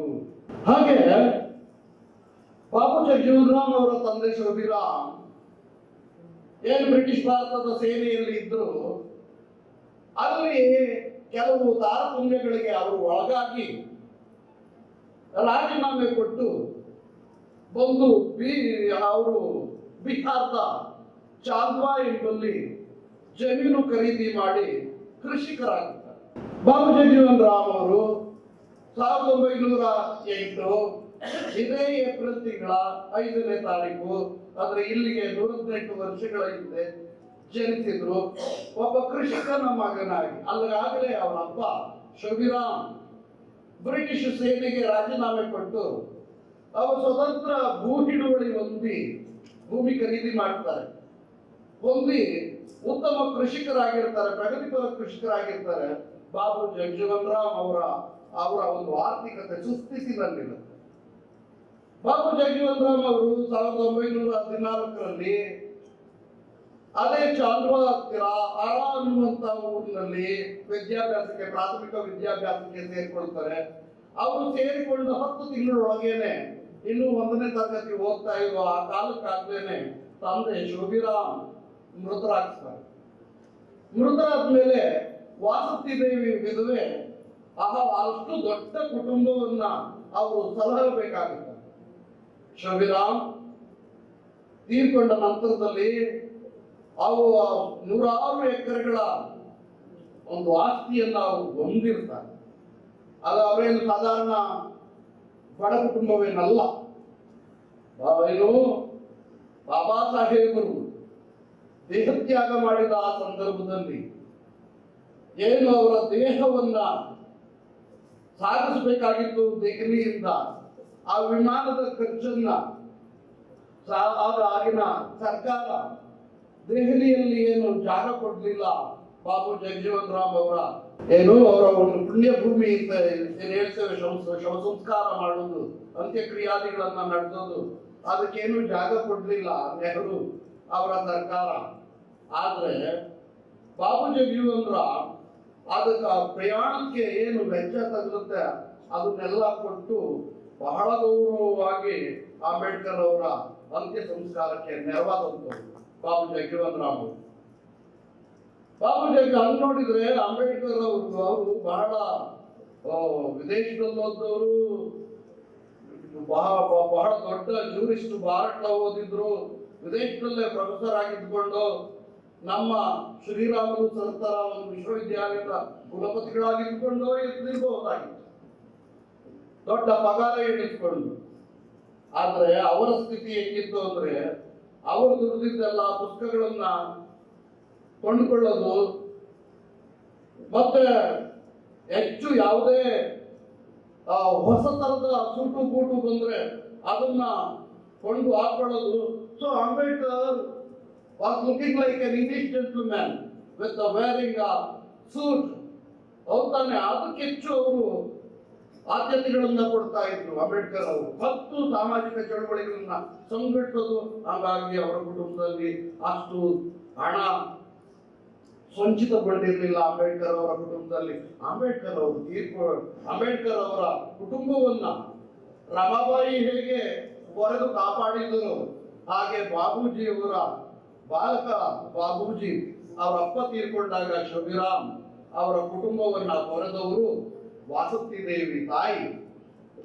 ಮತ್ತೆ ಅವರು ಆರಾದಲ್ಲಿ ಓದ್ತಾ ಇರ್ಬೇಕಾದಾಗ ಮದನ್ ಮೋಹನ್ ಮಾಳವೀಯ ಅವರ ಸಂಪರ್ಕ ಏರ್ಪಡುತ್ತೆ. ಶಾಲೆಗೆ ಮದನ್ ಮೋಹನ ಮಾಳವೀಯ ಬರ್ತಾರೆ. ಮದನ್ ಮೋಹನ ಮಾಳವೀಯ ನಿಮಗೆ ಗೊತ್ತಲ್ಲ, ಜನಸಂಘದ ಅಂದ್ರೆ ಅರ್ಥಾತ್ ಈಗಿನ RSS ನ ಬಲಪಂಥೀಯವಾದಿ ಚಿಂತನೆಗಳು ಧೋರಣೆಗಳಿರುವಂತ ಒಬ್ಬ ರಾಷ್ಟ್ರೀಯವಾದಿ ಚಿಂತಕ, ಒಬ್ಬ ರಾಷ್ಟ್ರೀಯವಾದಿ ಹೋರಾಟಗಾರ. ಅಂತವ್ರು ಬಂದಾಗ ಭಾಷಣ ಮಾಡುವ, ಸ್ವಾಗತ ಭಾಷಣ ಮಾಡುವ, ಈಗ ನಮ್ಮ ದೇವಿದಾಸ ಸರ್ ಹೇಗೆ ಪ್ರಾಸ್ತಾವಿಕ ಭಾಷಣ ಮಾಡ್ತಾ ಮತ್ತೊಬ್ಬರು ಸ್ವಾಗತವನ್ನು ಮಾಡಿಕೊಂಡ್ರು, ಇಂಥ ಪ್ರಾಸ್ತಾವಿಕ ಮಾತುಗಳ ಮೂಲಕ ಸ್ವಾಗತ ಮಾಡುವ ಒಂದು ಜವಾಬ್ದಾರಿ ಪ್ರಾಥಮಿಕ ಶಾಲಾ ವಿದ್ಯಾರ್ಥಿಯಾಗಿದ್ದಂತ ಬಾಬು ಜಗಜೀವನ್ ರಾಮ್ ಅವರಿಗೆ ಸಿಗ್ತಾರೆ. ಅವರ ವಿದ್ವತ್ತು, ಅವರ ತೇಜಸ್ಸು ಹೇಗಿತ್ತಂದ್ರೆ, ಒಬ್ಬ ಪ್ರಾಥಮಿಕ ಶಾಲಾ ವಿದ್ಯಾರ್ಥಿ ಕೇವಲ ಒಂದು ಸ್ವಾಗತ ಭಾಷಣದಿಂದಲೇ ತನ್ನ ಬೌದ್ಧಿಕತೆಯನ್ನ, ಆ ಬೌದ್ಧಿಕ ದಿವ್ಯತೆಯನ್ನ ತೋರಿಸಿ ಮದನ್ ಮೋಹನ ಮಾಳವೀಯ ಅವರ ಒಂದು ಗಮನ ಸೆಳೆದರು, ಆಕರ್ಷಣೆ ಮಾಡಿಕೊಂಡ್ರು. ಆಗ ಮದನ್ ಮೋಹನ ಮಾಳವೀಯ ಅವರು ಬಾಬು ಜಗಜೀವನ್ ರಾಮ್ರನ್ನ ಇಲ್ಲಿ ಬನಾರಸ್ ಹಿಂದೂ ವಿಶ್ವವಿದ್ಯಾಲಯಕ್ಕೆ ಬಂದು ಓದಲಿಕ್ಕೆ, ವ್ಯಾಸಂಗ ಮಾಡಲಿಕ್ಕೆ ಆಹ್ವಾನ ಕೊಡ್ತಾರೆ. ಅದಕ್ಕೆ ವಾಸಂತಿ ದೇವಿ ಅವರು ಕೂಡ ಒಪ್ಪಿಕೊಂಡು, ತಾಯಿ ವಾಸಂತಿ ದೇವಿ ಒಪ್ಪಿಕೊಂಡು ಬನಾರಸ್ ಹಿಂದೂ ವಿಶ್ವವಿದ್ಯಾಲಯ, ಯಾವುದು ಕಾಶಿ ವಾರಣಾಸಿ ಅಂತ ಏನ್ ಹೇಳ್ತೇವೆ ನೋಡಿ, ಹೇಗಿದೆ ಅಂದ್ರೆ ಈ ಕಾಶಿ ಹತ್ತಿರದೇನೆ ಅಶೋಕನ ನಿರ್ಮಿಸಿರುವಂತ ಬೌದ್ಧ ಸ್ತೂಪ ಇರುವಂತದ್ದು ವಾರಣಾಸಿ. ಇದೆಯಲ್ಲಪ್ಪ ನಮ್ಮ ರಾಷ್ಟ್ರೀಯ ಲಾಂಛನ ಆಗಿ ಅಳವಡಿಸಿಕೊಂಡಿರುವಂತಹ ಸಾರನಾಥಕ್ಕೂ ಈ ವಾರಾಣಸಿ ಅಥವಾ ಕಾಶಿಗೂ ಅಥವಾ ಬನಾರಸ್ ಅಂತ ಏನ್ ಹೇಳ್ತೀವಿ ತೀರಾ ಹತ್ತಿರ. ಅಂದ್ರೆ ಒಂದು ಕಡೆಗೆ ಬೌದ್ಧ ಚಿಂತನೆಗಳು, ಇನ್ನೊಂದು ಕಡೆಗೆ ಹಿಂದೂವಾದಿ ಚಿಂತನೆಗಳು, ಎರಡು ಚಿಂತನೆಗಳ ಒಂದು ಸಂಗಮ ನೆಲೆ ಅಂತ ಅನ್ಕೊಡ್ರಿ ಆ ಜಾಗ. ಅಂತ ಕಡೆಗೆ ಅಸ್ಪೃಶ್ಯತೆಗೆ ಗುರಿಯಾಗಿರ್ತಕ್ಕಂಥ ಒಬ್ಬ ಬಾಲಕ ವಿದ್ಯಾಭ್ಯಾಸ ಮಾಡ್ಲಿಕ್ಕೆ ಬಂದಿದ್ದಾನೆ. ಮತ್ತು ಅಲ್ಲಿ ಒಂದು ಬ್ರಾಹ್ಮಣಾಧಿಪತ್ಯದ ಅಥವಾ ಸನಾತನ ಅಂತ ಏನ್ ಹೇಳ್ತೀವಿ, ಆ ಸನಾತನ ಮೌಲ್ಯಗಳನ್ನ ಪ್ರತಿಪಾದಿಸುವಂತ ವಿಶ್ವವಿದ್ಯಾಲಯ ಅಲ್ಲಿ, ಅಂತ ವಿಶ್ವವಿದ್ಯಾಲಯದಲ್ಲಿ ಈ ಅಸ್ಪೃಶ್ಯ ನೆಲೆಯಿಂದ ಚಮಾರ್ ಸಮುದಾಯದಿಂದ ಹೋದಂತ ಈ ಹುಡುಗ ಅಲ್ಲಿನ ಜಾತೀಯತೆಗೆ, ಅಸ್ಪೃಶ್ಯತೆಗೆ ಹೇಗೆ ಗುರಿಯಾಗಿರ್ಬಹುದು ಅಂತ ನಾವು ಯೋಚಿಸಬೇಕಾಗುತ್ತೆ. ಯಾವ ತರ ಮಹಾತ್ಮ ಗಾಂಧೀಜಿಯವರಿಗೆ ಅಲ್ಲಿ ಸೌತ್ ಆಫ್ರಿಕಾದಲ್ಲಿ ಒಬ್ಬ ಕ್ಷೌರಿಕನೊಬ್ಬ ಕ್ಷೌರ ಮಾಡೋದಕ್ಕೆ ಗಾಂಧೀಜಿ ಅವರನ್ನ ಒಬ್ಬ ಕರಿಯ ಅಂತ ತಿಳಿದು ವರ್ಣಭೇದ ನೀತಿಗೆ ಗುರಿಪಡಿಸಿ ಗಾಂಧೀಜಿ ಅವರನ್ನ ಅವಮಾನ ಮಾಡಿದ್ರು. ಅದೇ ಪ್ರಕಾರ ಈ ವಾರಣಾಸಿಯಲ್ಲಿ ಅಥವಾ ಬನಾರಸ್ ವಿಶ್ವವಿದ್ಯಾಲಯದ ವಿದ್ಯಾರ್ಥಿ ನಿಲಯದಲ್ಲಿ ಬಾಬು ಜಗಜೀವನ್ ರಾಮ್ ಅವರಿಗೆ ಅವಮಾನ ಪಡಿಸ್ತಾರೆ. ಪ್ರತ್ಯೇಕವಾದ ತಟ್ಟೆ, ಪ್ರತ್ಯೇಕವಾದ ವೇದಿಕೆ, ಪ್ರತ್ಯೇಕವಾದ ಸ್ಥಳ, ಹೀಗೆ ಪ್ರತ್ಯೇಕವಾಗಿಯೇ ಇರಿಸಿ ಅವರನ್ನ ಕ್ಷೌರ ಮಾಡೋದಕ್ಕೆ ನಿರಾಕರಿಸ್ತಾರೆ. ಹೀಗೆ ಕ್ಷೌರ ಮಾಡೋದಕ್ಕೆ ನಿರಾಕರಿಸಿದಾಗ, ಪ್ರತ್ಯೇಕತೆಯನ್ನ ತೋರಿಸಿದಾಗ, ಅಲ್ಲಿ ಅಸ್ಪೃಶ್ಯತೆಯನ್ನ ತೋರಿಸಿದಾಗ ಬಾಬು ಜಗಜೀವನ್ ರಾಮ್ಗೆ ಅಸ್ಪೃಶ್ಯತೆಯ ತೀವ್ರ ಅನುಭವ ಆಗುತ್ತೆ. ತೀವ್ರ ಅನುಭವ ಆಗಿ ಅವರು ಅಲ್ಲಿಯೂ ಎಷ್ಟೊಂದು ಬೌದ್ಧಿಕ ಎತ್ತರ ಇರ್ತಾರೆ ಅಂದ್ರೆ, ಬಿರ್ಲಾ ಫೆಲೋಶಿಪ್, ಆಗಿನ ದೊಡ್ಡ ಸ್ಕಾಲರ್ಶಿಪ್ ಅದು ಪಡೆದು ಅವರ ಪ್ರತಿಭೆಯಿಂದ ಅಲ್ಲಿನ ವಿಶ್ವವಿದ್ಯಾಲಯದ ಪ್ರೊಫೆಸರ್ಸ್ಗಳಿಗೆ, ವಿದ್ಯಾರ್ಥಿಗಳಿಗೆ ಒಂದು ಕೇಂದ್ರದಲ್ಲಿದ್ದು ಅವರ ಕಣ್ಣು ಸೆಳೆತಕ್ಕೆ, ಅವರ ಕಣ್ಣು ಆಕರ್ಷಣೆಗೆ ಒಳಗಾಗಿರ್ತಾರೆ. ಬಾಬು ಜಗಜೀವನ್ ರಾಮ್ ತನ್ನ ಬೌದ್ಧಿಕತೆಯಿಂದ, ತನ್ನ ಜ್ಞಾನಶಕ್ತಿಯಿಂದ, ತನಗೆ ಗೊತ್ತಿದ್ದಂತ ಇಂಗ್ಲಿಷ್ ಮತ್ತು ಹಿಂದಿ ಭಾಷೆಯ ಮತ್ತು ಸಂಸ್ಕೃತ ಭಾಷೆಯ ಮೇಲೆ, ಈ ಭಾಷೆಗಳ ಮೇಲಿನ ಹತೋಟಿಯಿಂದ ಅಷ್ಟು ಚೆನ್ನಾಗಿ ಅವ್ರಿಗೆ ಗೊತ್ತಿರ್ತವೆ. ಈ ತರ ತಾರತಮ್ಯ ಉಂಟಾದಾಗ, ಪ್ರತ್ಯೇಕತಾ ತಾರತಮ್ಯ ಉಂಟಾದಾಗ ಬಾಬು ಜಗಜೀವನ್ ರಾಮ್ ಇಲ್ಲಿ ನಾನು ಇರೋದಿಲ್ಲ, ಇಲ್ಲಿ ಎಲ್ಲ ಸನಾತನವಾದಿ ಕುಲೀನರು ಸೇರ್ಕೊಂಡು ನಮ್ಮಂತ ತಳಸ್ತರೀಯ ಸಮುದಾಯಗಳಿಂದ ಬಂದಂತವ್ರಿಗೆ ಅವಮಾನಪಡಿಸಲಾಗುತ್ತಿದೆ. ಈ ಜಾತಿ ಅನ್ನೋದು, ನನಗೆ ಅಸ್ಪೃಶ್ಯತೆ ಅನ್ನೋದು ಒಂದು ಸಂಕಟ, ಮೀರಲಾರದ ಸಂಕಟ, ಏನ್ ಮಾಡ್ಬೇಕು ಅಂತ ತನ್ನ ತಾಯಿ ಹತ್ರ ಚರ್ಚೆ ಮಾಡ್ತಾರೆ. ಆಗ ವಾಸುಕಿ ದೇವಿ ಮನೆ ಕಡೆ ಭಾರಿ ಚೆನ್ನಾಗಿರ್ತಾರೆ, ಅಡ್ಯತೆಯಿಂದ ಬಂದಿರೋ ಕುಟುಂಬ ಅವ್ರದ್ದು. ಅದಕ್ಕೆ ನೋಡು ಕಂದ, ಆಗಿದ್ರೆ ಆ ವಸತಿ ನಿಲಯದಲ್ಲಿ ಇಷ್ಟೊಂದು ನಿನಗೆ ಅವಮಾನ ಆಗೋದಾದ್ರೆ ನೀನ್ ಅಲ್ಲಿ ಬಿಟ್ಬಿಡು, ಅಲ್ಲಿಂದ ಬಿಟ್ಟು ನೀನೇ ಪ್ರತ್ಯೇಕವಾಗಿ ಒಂದು ಕೊಠಡಿ ಮಾಡಿಕೊಂಡು ಅಲ್ಲಿ ಎಲ್ಲ ಅನ್ನಹಾರಗಳನ್ನ ನಿನಗೆ ಒದಗಿಸುವ ಏರ್ಪಾಟನ್ನು ಮಾಡುತ್ತೇನೆ, ನೀನ್ ಅಲ್ಲಿದ್ ಬಿಡು. ಅಲ್ಲಿದ್ರು ಕೂಡ ಶಾಲೆಗೆ ಹೋಗುವ ಅವಮಾನಗಳು ಇವರಿಗೆ ತಪ್ಪೋದೇ. ಶಾಲೆಗೆ ಹೋದಾಗ ಅವಮಾನಗಳು ತಪ್ಪೋದಿಲ್ಲ, ಇಂತೆಲ್ಲ ಅವಮಾನಗಳು ಅವ್ರಿಗೆ ಆಗ್ತಾ ಇರ್ತವೆ. ಅದಕ್ಕೂ ಪೂರ್ವದಲ್ಲಿ ಇವರೇನು ಅಲ್ಲಿ ಓದ್ತಾ ಇರ್ತಾರೆ, ಅಲ್ಲಿಯೂ ಕೂಡ ಇದೇ ತರದ ಅವಮಾನಗಳನ್ನ ಅನುಭವಿಸಿರ್ತಾರೆ. ಅಲ್ಲಿ ಎರಡು ಮಡಕೆಗಳು, ಮುಸಲ್ಮಾನರಿಗೆ ಕುಡಿಯುವ ನೀರಿನ ಮಡಕೆ, ಹಿಂದೂಗಳಿಗೆ ಕುಡಿಯುವ ನೀರಿನ ಮಡಕೆ, ಎರಡು ಮಡಕೆಗಳನ್ನ ಇರಿಸಿರ್ತಾರೆ. ಒಂದು ಹಿಂದೂಗಳ ಮಡಕೆಯಲ್ಲಿ ಇವರು ನೀರು ಕುಡಿದಾಗ ಅಲ್ಲಿನ ಸವರ್ಣೀಯ ಹುಡುಗರೆಲ್ಲ ಉಹಾರಿ ಹೋಗ್ತಾರೆ, ಇದು ನಮಗೋಸ್ಕರ ಇರಿಸಿರುವಂತಹ ನೀರಿನ ಮಡಕೆ, ಕುಡಿಯುವ ನೀರಿನ ಮಡಕೆ, ಈ ಮಡಕೆಯಲ್ಲಿ ಅಸ್ಪೃಶ್ಯನಾದವನು ನೀನೇಕೆ ನೀರು ಕುಡ್ದೆ? ತಿವಾರಿ ಅಂತ ಹೆಡ್ ಮಾಸ್ಟರು ಅವ್ರಿಗೆ ದೂರು ತೆಗೆದುಕೊಂಡು ಹೋಗಿ ಕೊಡ್ತಾರೆ. ಕಪಿಲ್ ಮುನಿ ತಿವಾರಿ ಅಂತ ಹೆಡ್ ಮಾಸ್ಟರ್ ಅವ್ರಿಗೆ ಈ ಸವರ್ಣೀಯ ವಿದ್ಯಾರ್ಥಿಗಳು, ಕುಲೀನ ವಿದ್ಯಾರ್ಥಿಗಳು ದೂರು ಕೊಡ್ತಾರೆ, ನಮ್ಮ ಈ ಶಾಲೆಯಲ್ಲಿ ಒಬ್ಬ ಅಸ್ಪೃಶ್ಯನು ನಾವು ಏನು ಕುಡಿಯಲು ಬಳಸುತ್ತೇವೆ ನೀರಿನ ಮಡಕೆ, ಆ ನೀರಿನ ಮಡಕೆಯಿಂದ ನೀರು ಕುಡಿದು ನಮ್ಮನ್ನು ಅಪವಿತ್ರಗೊಳಿಸಿದ್ದಾನೆ, ಸೂತಕಗೊಳಿಸಿದ್ದಾನೆ. ಆ ವಿದ್ಯಾರ್ಥಿ ವಿರುದ್ಧ ಕ್ರಮ ಜರುಗಿಸತಕ್ಕದ್ದು, ಕ್ರಮ ಜರುಗಿಸಲು ವಿನಂತಿಸುತ್ತೇವೆ. ಹೀಗೆ ವಿದ್ಯಾರ್ಥಿಗಳು ದೂರು ಕೊಡ್ತಾರೆ. ದೂರು ಕೊಟ್ಟಾಗ ಕಪಿಲ ಮುನಿ ತಿವಾರಿ ಅವರು ಆ ದೂರನ್ನ ನೋಡಿ ಅವರು ಒಂದು ಸ್ವಲ್ಪ ಮಾನವೀಯತೆ ಇದ್ದವರು. ಹೇಗೆ ನಮ್ಮ ಭೀಮರಾವ್ ಅಂಬೇಡ್ಕರ್ ಅವ್ರಿಗೆ ಅಂಬೇಡ್ಕರ್ ಅನ್ನುವಂತ ಗುರುಗಳು ನೆನೆದು ಕೊಯ್ಲು ಬಂದಾಗ ಮಳೆನಲ್ಲಿ ಆ ಅಂಬೇಡ್ಕರ್ ಅವರ ತಲೆಯನ್ನೆಲ್ಲ ಒರೆಸಿ, ಮೈ ಒರೆಸಿ, ತಮ್ಮದೇ ಬಟ್ಟೆ ಕೊಟ್ಟು ಹೇಗೆ ಒಂದು ಪ್ರೀತಿಯಿಂದ ಉಪಚರಿಸಿದ್ರು, ಹಾಗೆ ಕಪಿಲ ಮುನಿ ತಿವಾರಿ ಅವರು ಬಾಬು ಜಗಜೀವನ್ ರಾಮ್ ಅವ್ರನ್ನ ಹತ್ರ ಕರೆದು ಸಂತೈಸಿ, ಈ ಜಾತಿ ಭೇದ, ಇದರ ಮನಸ್ಸು ನಿಮಗೆ ಎಳೆಪ್ರಾಯದ ಹುಡುಗ, ಇದೆಲ್ಲ ಕಲಿಕೆಯ ಮೇಲೆ ಅಡ್ಡ ಪರಿಣಾಮ ಬೀರುತ್ತೆ, ಎಳೆ ಮನಸ್ಸುಗಳ ಮೇಲೆ ಇಂಥ ಜಾತಿಯ ವಿಷ, ಜಾತಿ ಮಾಲಿನ್ಯ ಒಳ್ಳೇದಲ್ಲ, ನೀನ್ ಹೊಂದ್ಕೋಬೇಡ ಅಂತ ಹೇಳಿ ಆತನನ್ನ ಸಮಾಧಾನ ಮಾಡಿ ಇನ್ನೊಂದು ಪ್ರತ್ಯೇಕವಾದ ನೀರಿನ ಮಡಿಕೆಯನ್ನ ಇರುತ್ತಾರೆ. ಮುಸಲ್ಮಾನರಿಗೆ ಒಂದು ಮಡಿಕೆ, ಮತ್ತೆ ಹಿಂದೂಗಳಿಗೆ ಒಂದು ಮಡಿಕೆ, ಮತ್ತು ಹಿಂದೂ ಪರಿಧಿಯಿಂದ ಆಚೆಗೆ ಸೇವಾ ವರ್ಗದಲ್ಲಿ ಇರುವಂತಹ ಅಸ್ಪೃಶ್ಯರಿಗೆ ಒಂದು ಕುಡಿಯೋದಕ್ಕೆ ಒಂದು ನೀರಿನ ಮಡಿಕೆ. ಆದ್ರೆ ಪ್ರತ್ಯೇಕತೆ ಉಂಟಾಯಿತೇ ಹೊರತು ಅಲ್ಲಿನೂ ಕೂಡ ಒಂದೇ ಕಡೆಗೆ ಎಲ್ಲರೂ ಒಂದು ಒಕ್ಕೂಡಿ ನೀರು ಕುಡಿಯುವಂತ ಒಂದು ಸಾಮೂಹಿಕ ಕಲೆಕ್ಟಿವ್ ಆದಂತ ಒಂದು ವಾತಾವರಣ ಇರುವಲ್ಲ ಅಲ್ಲಿ, ಹೌದಲ್ಲ?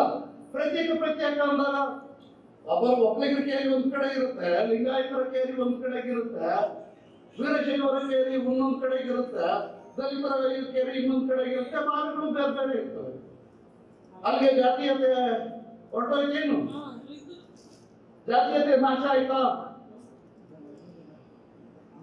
ಸರ ಜಾತೀಯತೆಯನ್ನು ನಾಶ ಆಗದಿಲ್ವಲ್ಲ. ಇಂತಹ ಪ್ರತ್ಯೇಕತೆಯನ್ನು ಉಂಟು ಮಾಡುವಂಥದ್ದು ಗಾಂಧೀಜಿಯವರ ಅನುಭವಕ್ಕೂ ಕೂಡ ಬಂದಿದೆ. ಗಾಂಧೀಜಿಯವರು ದಲಿತರಿಗೋಸ್ಕರ ಪ್ರತ್ಯೇಕ ನೀರಿನ ಬಾವಿಗಳನ್ನ, ದಲಿತರಿಗೋಸ್ಕರ ಪ್ರತ್ಯೇಕ ಶಾಲೆಯನ್ನ ತೆರೆಯೋದಕ್ಕೋಸ್ಕರ ಅವರು ಶಿಫಾರಸು ಮಾಡುವಂತಹ ಕ್ರಮಗಳು ಉಂಟಾಗ್ತವೆ.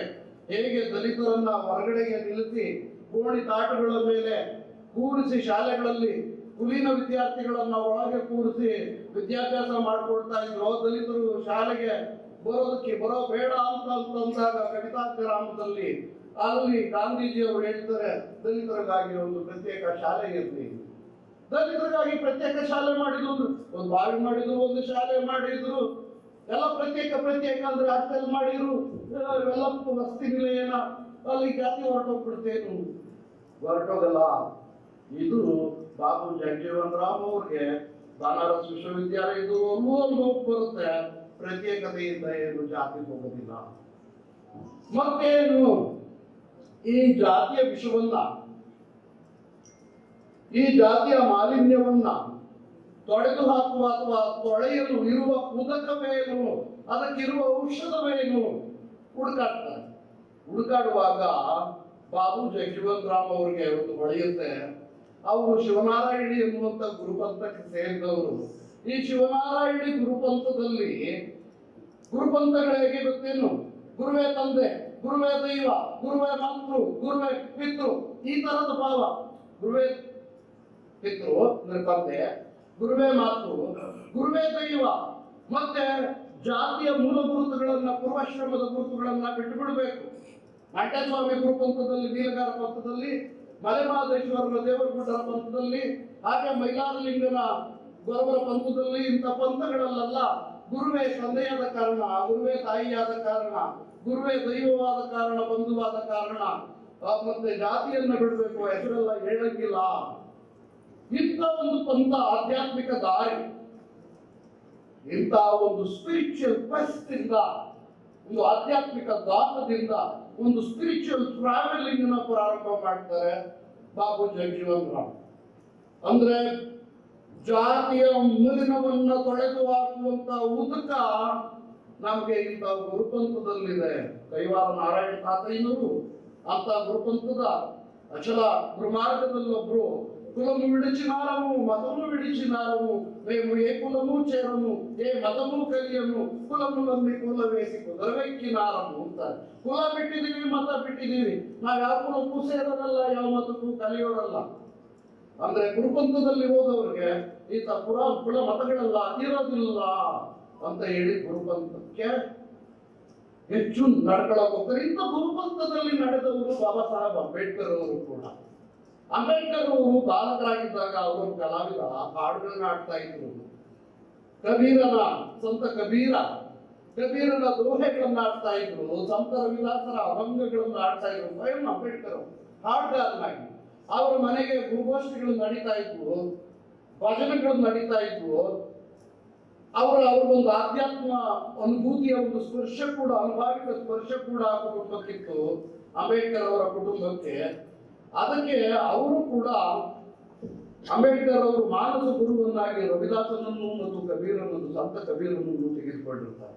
ಹೇಗೆ ನೇರಾನೇರ ತರಗತಿಗಳಲ್ಲಿ ಗುರುಗಳಾಗದೇ ಇದ್ರು ಕೂಡ ಜ್ಯೋತಿಬಾ ಫೂಲೆ, ಸಾವಿತ್ರಿಬಾ ಫೂಲೆ ಅವರನ್ನು ಮಾನಸ ಗುರುವನ್ನಾಗಿ ಅಂಬೇಡ್ಕರ್ ಅವರು ಸ್ವೀಕರಿಸಿದ್ರು.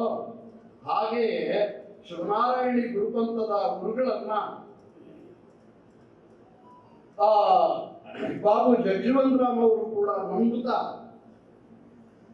ಅಂತ ಗುರುಪಂಥದಲ್ಲಿ ನಡೆಯುವುದರಿಂದ ಈ ಜಾತಿಯ ವಿಷಕ್ಕೆ ನಾವು ಬದ್ಧರೆಯಲು ಸಾಧ್ಯ ಅಂತ ಹೇಳಿ ಭಾವಿಸ್ತಾರೆ. ಅಂಬೇಡ್ಕರ್ ಕೂಡ ಅಂತ ಗುರುಪಂಥದಲ್ಲಿ ಹುಡುಕಾಟ ಮಾಡಿಯೇ ಕೊನೆಗೆ ಮುಟ್ಟಿದ್ದು ಬುದ್ಧ ಗುರುವನ್ನು ನವಯಾನದ ಮೂಲಕ. ಅದನ್ನು ಸುಮ್ಮನೆ ಮುಟ್ಟಿದ್ರೇನು, ಅನೇಕ ಕಟ್ಟಳೆಗಳನ್ನ ಸೇರಿಸಿದ್ರು. ಬೌದ್ಧ ಧರ್ಮ ಅಂದ್ರೆ ಹಿಂದುವಾಗಿ ಹುಟ್ಟಿದ್ದೇನೆ, ಹಿಂದುವಾಗಿ ಸಾಯಲಾರೆ ಅಂತ ಘೋಷಣೆ ಮಾಡಿದ ಅಂಬೇಡ್ಕರ್ ಅವರು ಅನೇಕ ವರ್ಷಗಳ ಕಾಲ ಹೇಗೆ ಈ ಜಾತಿಗೆ ವಿಮೋಚನೆಯನ್ನ, ಪರಿಹಾರವನ್ನ, ಉತ್ತರವನ್ನ ಹುಡುಕೊಳ್ಬೇಕು ಅಂತ ಹೇಳಿ ಯೋಚನೆ ಮಾಡ್ತಾ ಅವರು ಕೊನೆಗೆ ಮುಟ್ಟಿದ್ದು ಬುದ್ಧ ಎಂಬುವಂತ ಗುರುವನ್ನ, ಬುದ್ಧ ಗುರು ಆತನ ಸಂಘ, ಭಿಕ್ಕುಣಿಯರ ಸಂಘ, ಆತನ ತತ್ವಗಳು, ಹೀಗೆ ಅಂಬೇಡ್ಕರ್ ಸಾಕ್ತಾರೆ. ಅವರು ಬೌದ್ಧ ನವಯಾನವನ್ನು ನಮಗೆ ಹೇಳಿಕೊಡ್ತಾರೆ. ಅದಕ್ಕೆ ಸಂವಿಧಾನದಲ್ಲೂ ಅಂತ ಲಾಂಛನಗಳನ್ನ ಬಾಬಾ ಸಾಹೇಬ್ ಅಂಬೇಡ್ಕರ್ ಅಳವಡಿಸ್ತಾರೆ. ಸಂವಿಧಾನ ಪುಟದಲ್ಲಿ India that is Bharat shall be A union of States ಅಂತ ಆರ್ಟಿಕಲ್ ನಂಬರ್ 1 ಅದರಲ್ಲೇ ಅವರು ಹೇಳ್ತಾರೆ, ಭಾರತದ ಅಖಂಡತೆಯನ್ನ ಗುರುತಿಸ್ತಾರೆ. We the people of India ಅಂತ ಹೇಳ್ತಾರೆ ಬಾಬು ಜಗಜೀವನ್ ರಾಮ್. ಹಾಗೆ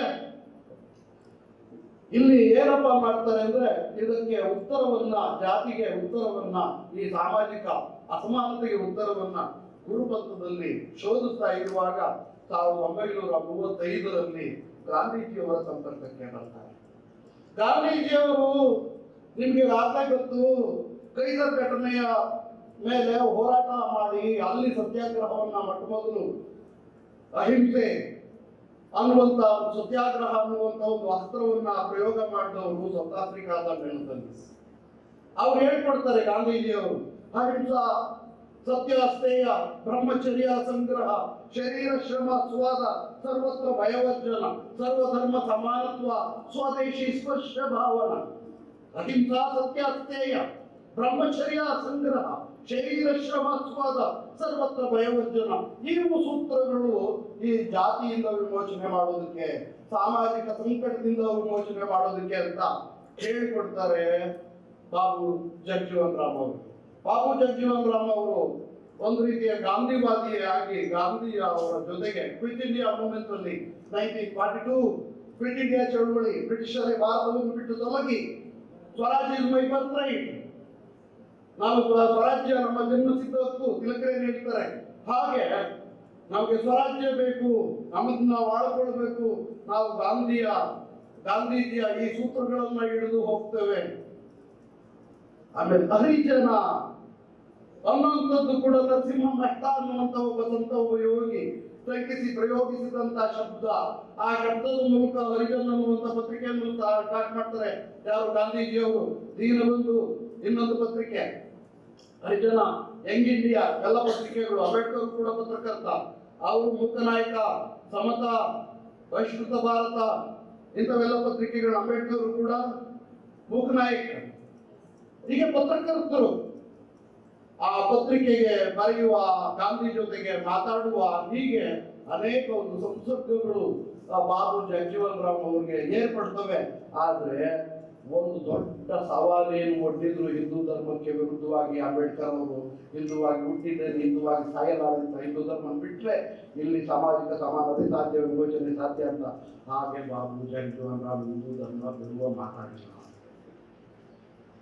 ಬದಲಾಗಿ ಹಿಂದೂ ಧರ್ಮದ ಸುಧಾರಣೆ, ಇಲ್ಲಿ ಸುಧಾರಣೆ ಮಾಡ್ತಾ ಇಲ್ಲೇ ಇರಬೇಕು ಅಂತ,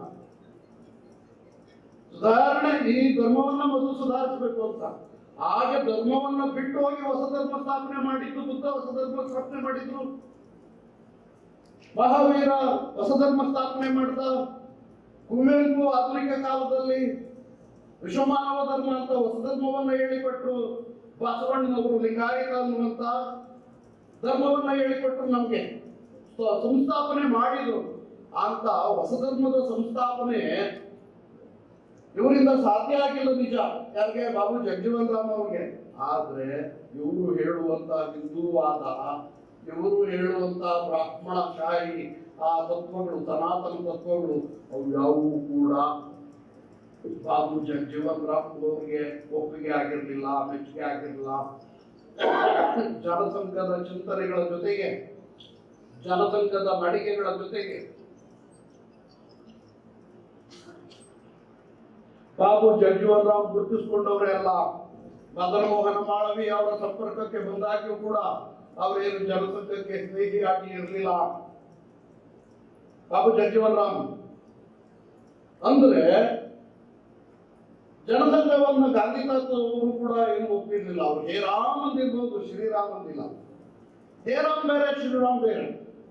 ಹೇ ರಾಮ್ ಇದನ್ನೆಲ್ಲ, ಆ ಹೇ ರಾಮ್ ಯುದ್ಧ ಪಿಪಾಸು, ಕೋದಂಡವನ್ನು ಹಿಡಿದು ಏಕಾಂಗಿಯಾಗಿ ಸಮರಕ್ಕೆ ಹೊರಟಂತ ರಾಮ, ಹಿಂಸಕ ರಾಮ.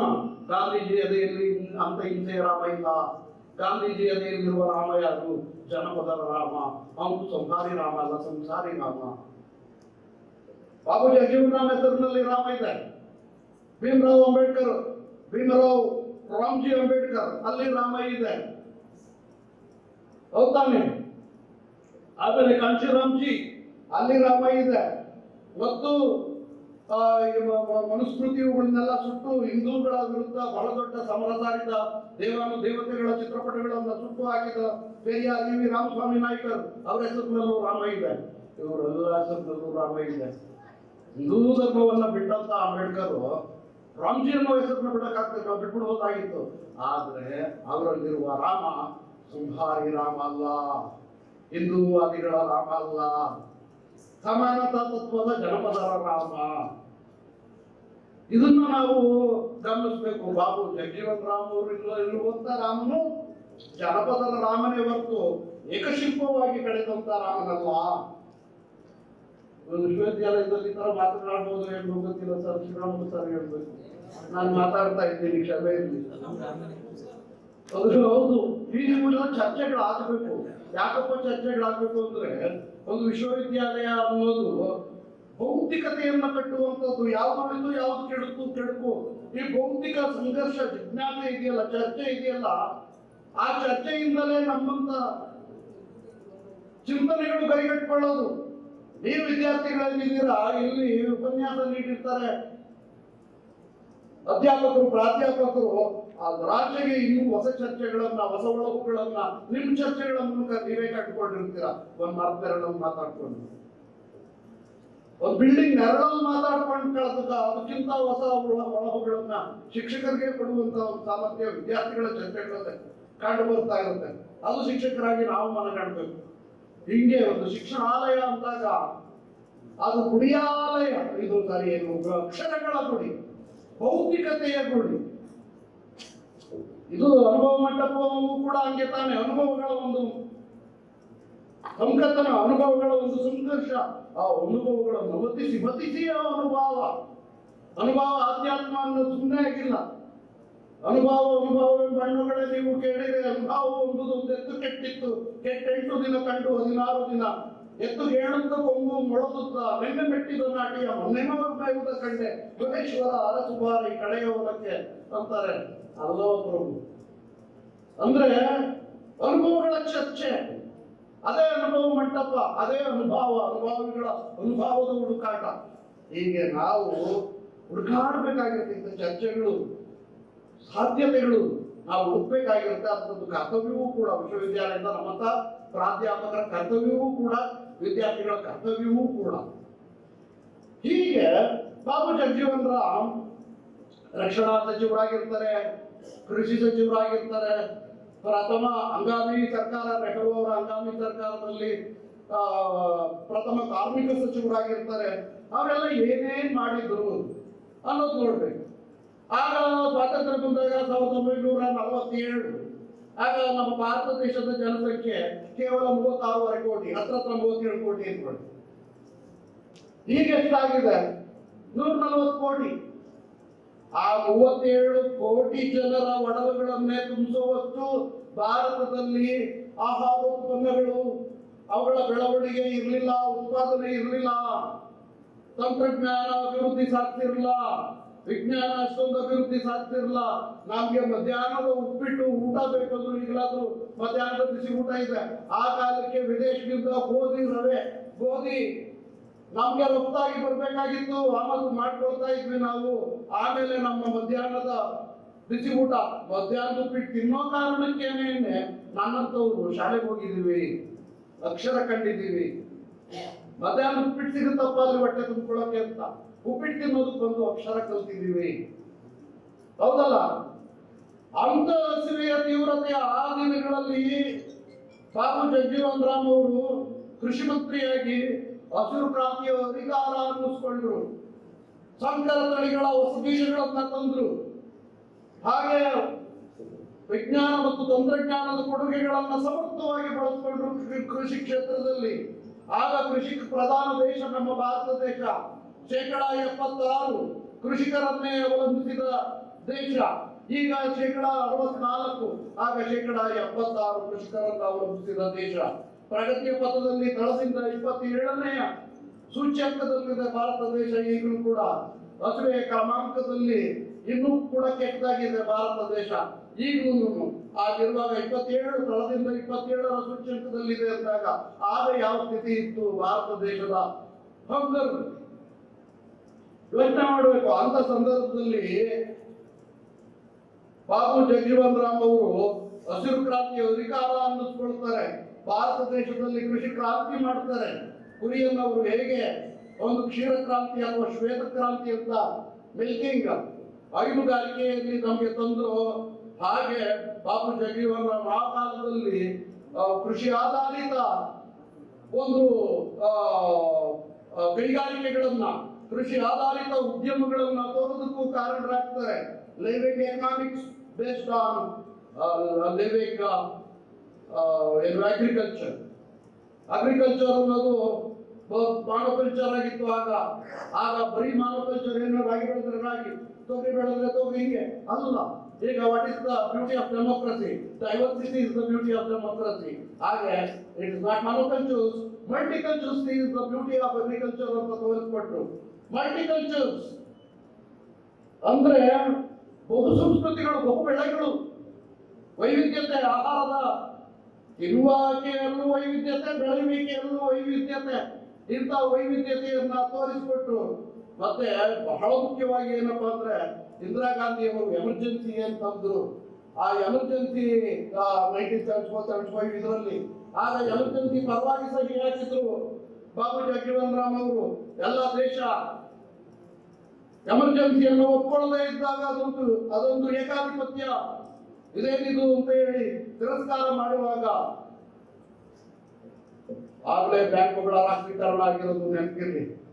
1935 ಏಪ್ರಿಲ್ 1 ಭಾರತದ ರಾಷ್ಟ್ರೀಯ ರಿಸರ್ವ್ ಬ್ಯಾಂಕ್ ಏನಿದೆ ಅದನ್ನ ಸ್ಥಾಪನೆ ಮಾಡಿದ ದಿನ ಮೂರ್ಖರ ದಿನ ಅಂತ ಕರೀತಾರೆ. ಅದು ಜ್ಞಾನದ ದಿನ.